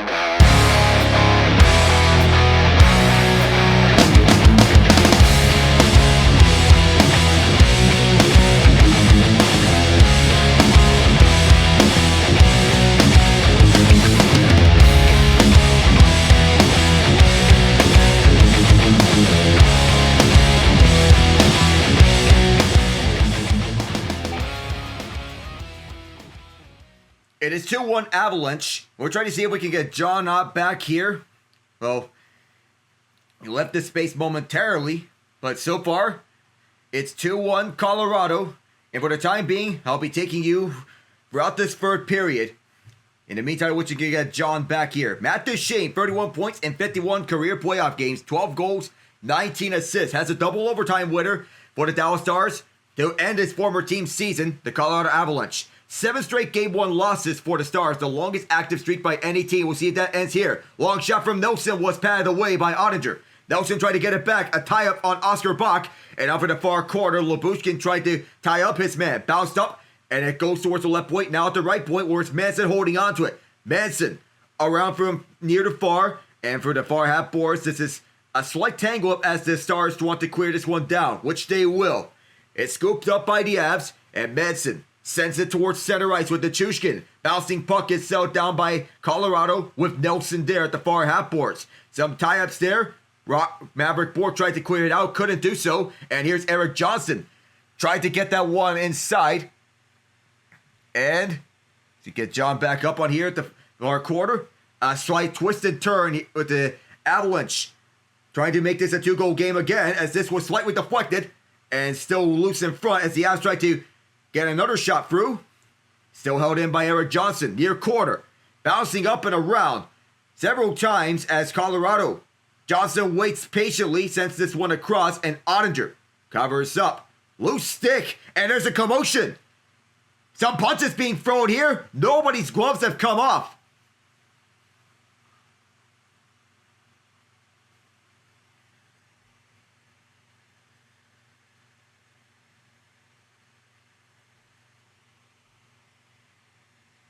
Is the Twitter acting up because... All right. There we go. There we go. Welcome back, John. I apologize. Internet went out. That's why I had you hosted. I should be good for the rest of it, though. Yeah, no worries. Everything can be resolved, but man, what a commotion that we've had right afterwards. And Dallas, they just cut this to a thin one off the net front deflection from Rope Hintz. That was crucial on the power play. And they also lead the league in comeback wins this season.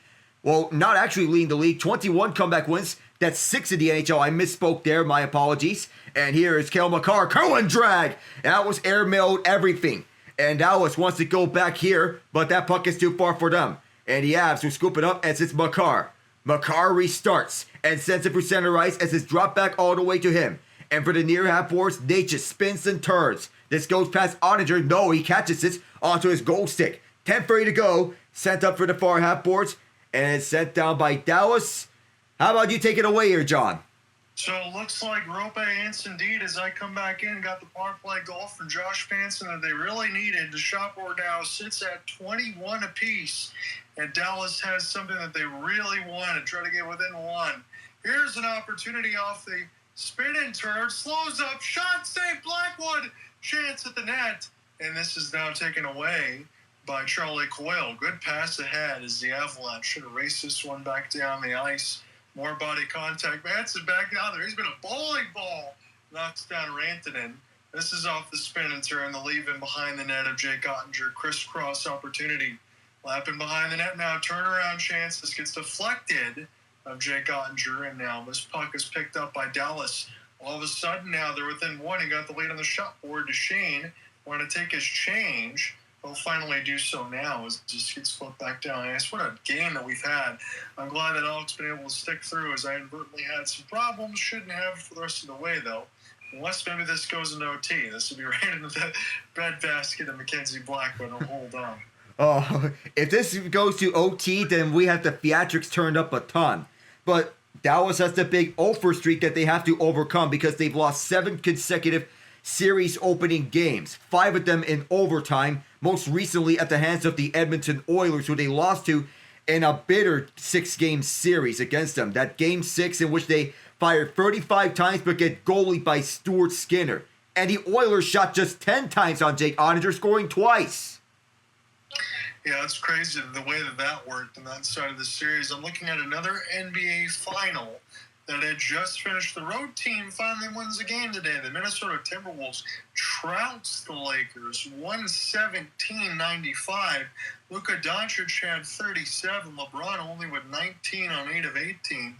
But in the mix, they could stop the balanced scoring as Jaden McDaniels had 25, 23 off the bench for Naz Reid, and 22 for Anthony Edwards. There are going to be questions they're going to be asked here for Los Angeles. Even though Luka at 37, where else is he going to go here? Of course, you have the trio of Luka, LeBron, and Reeves. But this is where moments like these would usually shine big for Dalton Connect. How did he get only 3 minutes of action? This is usually his shining spot. The fact that he only got 3 minutes, that's not what you want to see from one of your top role players, especially someone who's on the Rookie of the Year conversation. He had 5 minutes, but that was with garbage time and was up and around. But you need to play him in the next game if you're the Lakers. For Minnesota, that's where defense shown the best. Of course, it's where the balanced scoring has been prevailing here, and Anthony Edwards turns it up a notch when playoffs come. Yes, he does. And you're absolutely right about Dalton Connect. Because, again, it's all about the shooting. You're going to have that. Look, you can't ask him to do all the same things that some of the other Lakers do, but you need his shot. That can be absolutely area code. And we'll see if they can give him some more minutes because you got Austin Reeves that kind of does all the defensive stuff, but Dalton Connect finishes out everything else. Even Bronny James got some minutes. He got as many as Dalton Connect. So I would say Dalton needs to play more of a role. Yeah, he needs to. J.J. Redick needs to trust him. Thomas Harley now off the wristers. This is off the face-off win for the Victory Green. At the net now, turn around toward a forehand, leave now for Thomas. Toward the left bumper. One of the Avs is without a stick. That's Jonathan Drouin. Just trying to hold this at the line now, as this will be sent back in for Tyler Seguin, number 91. We'll give this back now here for Ilya Lyubushkin, former Maple Leaf. Picked up now by Mason Marchment. He's one that got stick in the face. It's loose for Marchment. He shoots. It's a save. Oh, this goes behind Mackenzie Blackwood. How did that not go in? Dallas sort of made it a 2-2 game as this would be gloved down. There's Tyler Sagan with speed. I might have bounced off of that stick and sent back amongst the end boards as Colorado can mercifully get it the other way. Dallas has had a much better third period, and that's what they needed after Colorado's couple goal they answered in the second. We didn't have anything in the first, as it's now sent back around for Esther Lindell. This is a pass, another big hit toward the right side boards. Marty Natchez now, I'll try to pry it loose. Nathan McKinnon, turn on the burners. He's kept on the outside. This goes off the backboards. It was touched by Ottinger's stick. And now Natchez will get this one on a back skate on the opposite side of the ice. He tried to find him. This was cut off by Rope Hintz. Rope is going to get this one now. Marty Natchez not leaving him alone. Ilya Labushkin will take a long flipping pass. Find the entry now off the drop, and Marty will take his 200-foot game to apropos. Go ahead and get the steal here. 23-21 on the shot board. Rope's got the power play goal. That's got Dallas within one. It was Lehkonen and Nathan McKinnon with the others in the second. Here is opportunity for Mikko Rantanen to finish his hit. This is to be recollected to the left side red line. Gain the entry with speed. Harley tries to funnel it at the net, and the victory green's going to go back. We'll check up now. 7:20 left to go in this third. As this will be kept in across the red line now. Find the entry with speed again. Harley off the drop. This is toward the right side. Good defense. Good close out by the Avs. Find a way to get this one out ahead now. Kiviranta, part of that fourth line. Manson, wrister, scores! Bounces off Andre. I believe it goes in. It's 3-1. Well, you called all the Avalanche goals so far, and I called the Lone Stars goal. But there was the initial shot from Josh Manson and appeared to deflect off of who I believe was Devon Toews, was setting up at the side of the net. The defenseman was getting up for a net front presence to clean that up. And not often would you see that coming out. And how in the world did that not go in the net for Mason Marchment? He has to be shaking his head now after that. And now it's a 3-1 lead here as Manson sets up Toews at the side of the net on the shot pass.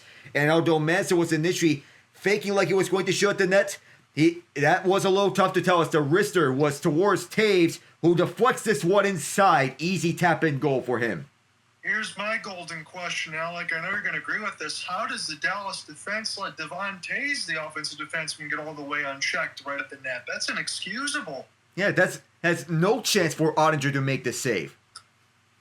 Harley now, as this is toward the left side rail, and that was such a big goal for Rope Hintz too, and now it's back to 2. And kind of wonder if Dallas is going to be able to find another answer. Again, 1 was enough, but this is a team, again, without Miro Heiskanen, Jason Robertson, Niels Lundqvist, another part of the defense that they could definitely add more. There's big pieces that are not in Dallas's lineup right now. And if there is any sort of way, I'm not saying it's going to happen in the first round, but if there's any sort of way that they can kind of rush Jason Robertson back, I kind of think that they need to, just to have another option on the ice, considering if he isn't ill all that badly. As this is picked up now and across the blue line side. This is kept in by the Stars, but they're really starting to run out of time now. That was such a big goal for Devon Toews. Marty Natchez will try to chip this one across the glass. Being an opportunity now for our Trey Lehkonen. This for the first of the game. It was Nathan McKinnon. Rope Hintz, the only goal for the Dallas Stars. He has exchanged goals in the third. As this one sent back around. Marty Natchez will wait toward the right side dot as a couple Avalanche come together. But there they are one more time, cleaning it out in front of the net. Nathan McKinnon loses an edge. See if he's strong enough to get the puck back up as he was getting destroyed by Bishop. Oh, offside is the call, but he lost an edge on the way inside. But sometimes he would not want to turn on the afterburners way too much, otherwise you're going to lose your footing. And even though McKinnon is a superstar, is one of the smoothest skaters in the league, superstars are no exception to be careful of your surroundings. Absolutely not. Again, for Nathan McKinnon, he's one of those guys, and we already know this with Kel McCarr. They've got to be able to stay healthy, avoid some big hits. I understand it's the playoffs. You're going to get involved in some physicality, but these are guys that absolutely cannot be lost on the Colorado side because, as we mentioned, with Robertson and some of those other pieces, you could definitely tell their absence here, Alex. Yeah, that absence is notable with Robertson and Heiskanen. Those absences are going to be felt. And you wonder, when is Heiskanen going to suit up for the first time in this series? And he's crucial from the point. And the time that he's missed, Dallas has not been strong on the defensive side of the ice among goals against per game ever since the Four Nations break. And it's good. It's a good thing that Heiskanen is now rolled day to day rather than month to month, because that signifies that he's closer to return. They would love to get him back sooner in the lineup, and it's crucial that if Dallas goes on to lose Game 1, they need to win Game 2. Yeah, that's what I said in the open. I'm glad you agree with that, because I'm right there with you. With the personnel that's been gone, we talked about Cody, Ceci, and Labushkin, who have not been bad in this game at all, honestly.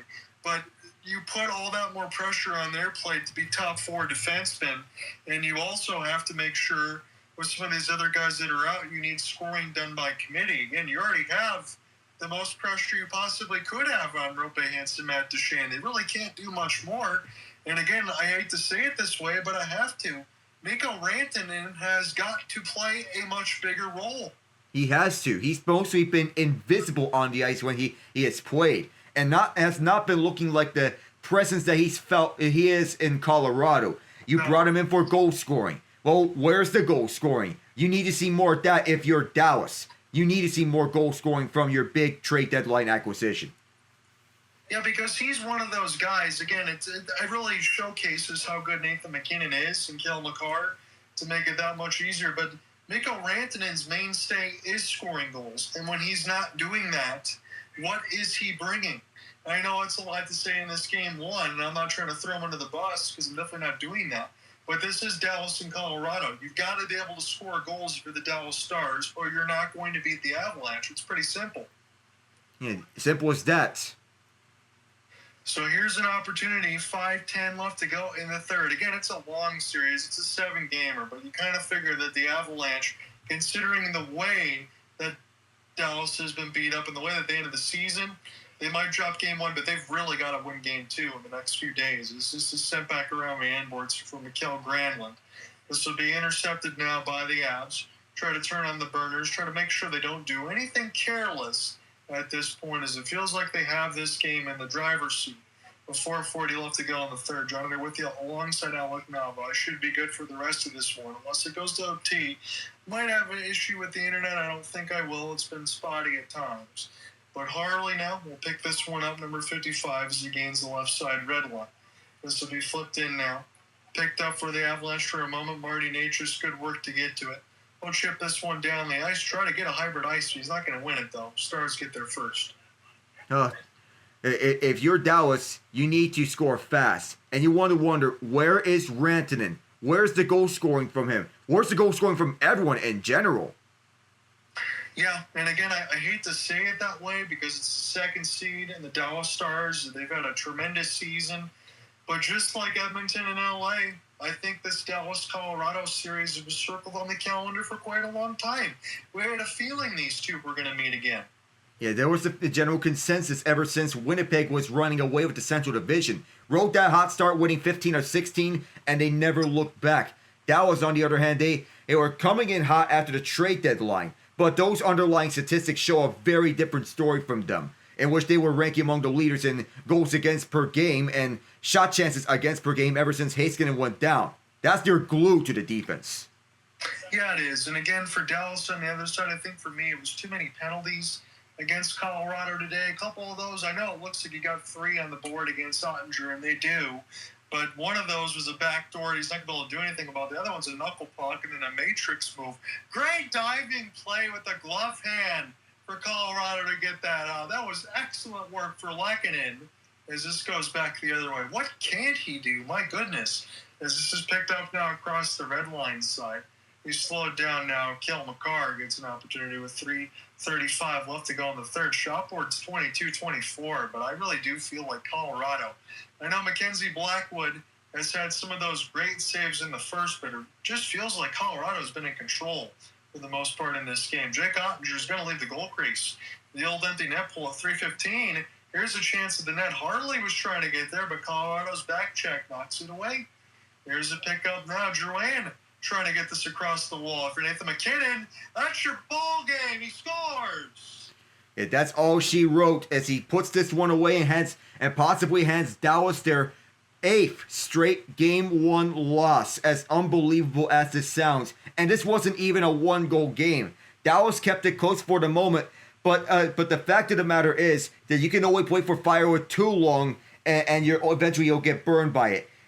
You've allowed enough chances, and they've generated enough chances themselves, but you can't keep allowing chances time and time again. That the fact that they've allowed Manson to do a walk-in shot pass to Devon Taves at the side of the net to get at the 2-goal leading goal for Taves is inexcusable.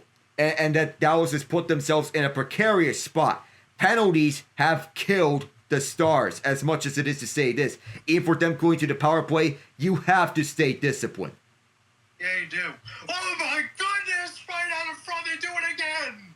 Oh, wow.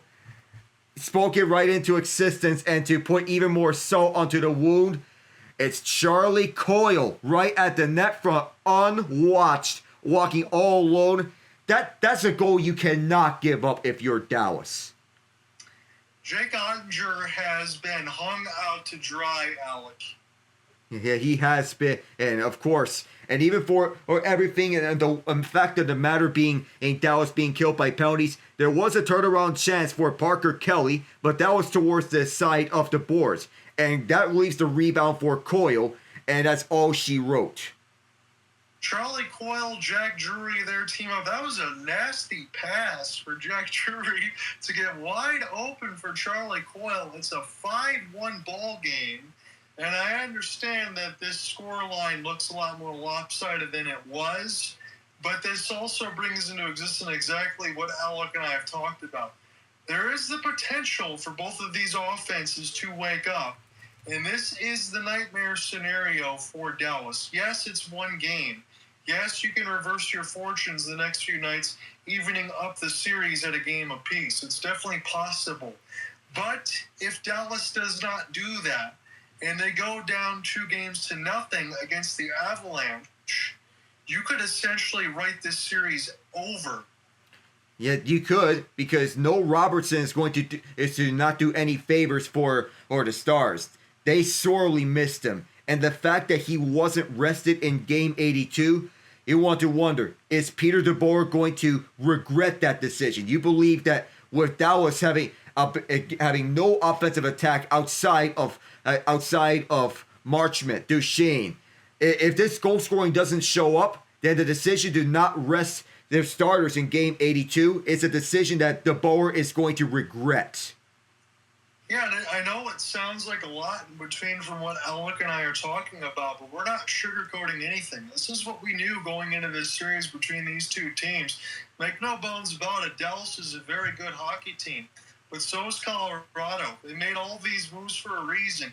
They had this date circled on the calendar knowing that they were going to play each other, and I think a lot of us, whether or not your bracket's going to get busted picking up the two, because you know that they're high odds as we get set to close out with the minute 5. But this is why Chris McFarland and Joe Sakic made all these changes to the roster. I can't believe they made as many as they did between offense and defense and goaltending to get them right back to where they needed to be. But if Colorado didn't make all the moves, Alec, they might not have even made the postseason. There was a slight chance that at their ceiling, had they not made all those moves, they were going to be a wild card team. They made those moves out of necessity, and they showed that here. Anyone expecting anything less from Colorado, oh, you're in for a treat. I think that's well said. You know, this is a rubber stamp Game 1. Again, it is only one game, but this really comes down to the narrative we said at the beginning. Dallas must make this a 1-1 series in a few nights. Now the barn looks pretty empty here, but Dallas got punched right in the mouth at the end of it. Got a couple of goals in the second. Couple careless power plays. Rope Hintz got it within 1, but that seemed like an awfully long time ago. As we skate down to the final 5 seconds, Coyle pushes it into the wall, and the Colorado Avalanche serve a haymaker. They went 5-1 against the Dallas Stars. What a win for the Colorado Avalanche. What a game for Mackenzie Blackwood, who made save after save, playing the game of his life. That was a statement victory for the Avalanche, not only for their depth scoring, but also for top-end talent that they can hang in with other teams, that they shut down and neutralized Dallas' attack.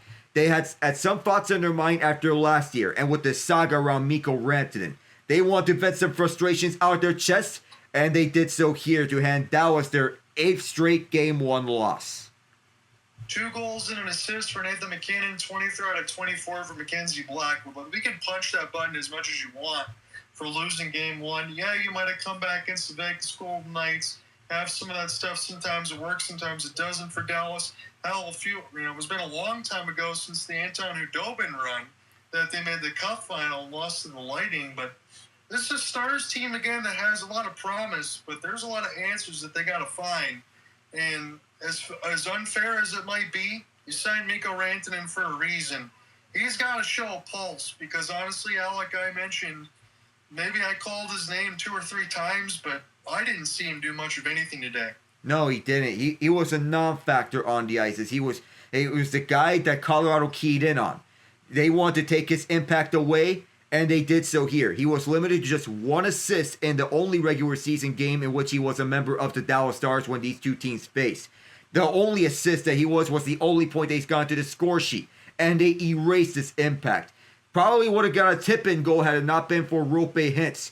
And the Avalanche fans that are here and made the trip here from Denver, they're going to exit happy. Yeah, they are. And they're going to eat large here today because that's a big one. It makes it hard to believe to see that they couldn't do it again. I think they definitely could. If they don't win Game 2, does Dallas, then I think this series could be short. I know it's a lot to read in after 1 game, but we just didn't see any sort of offensive push. And even if you do all the game planning in the world, Alec, if you're Peter DeBoer, I don't care how much you game plan. That's not going to change that much. Yeah, especially against a deep team from Jared Bednar's squad. That team is loaded, and there's not really a clear weakness on that team. No, there's not. And again, I know you'll get the action squared away, especially from after Easter and all that. I'm probably not going to be able to join you in for any play-by-play stuff, but if you definitely see me listening in, I'll be more than happy to join and kind of figure things out, as I'll miss most of round 1. But I know you'll carry the bulk of the action, and I hope to catch you throughout the week. Yeah, hopefully I see you soon, and then John. And I hope to be back in the future.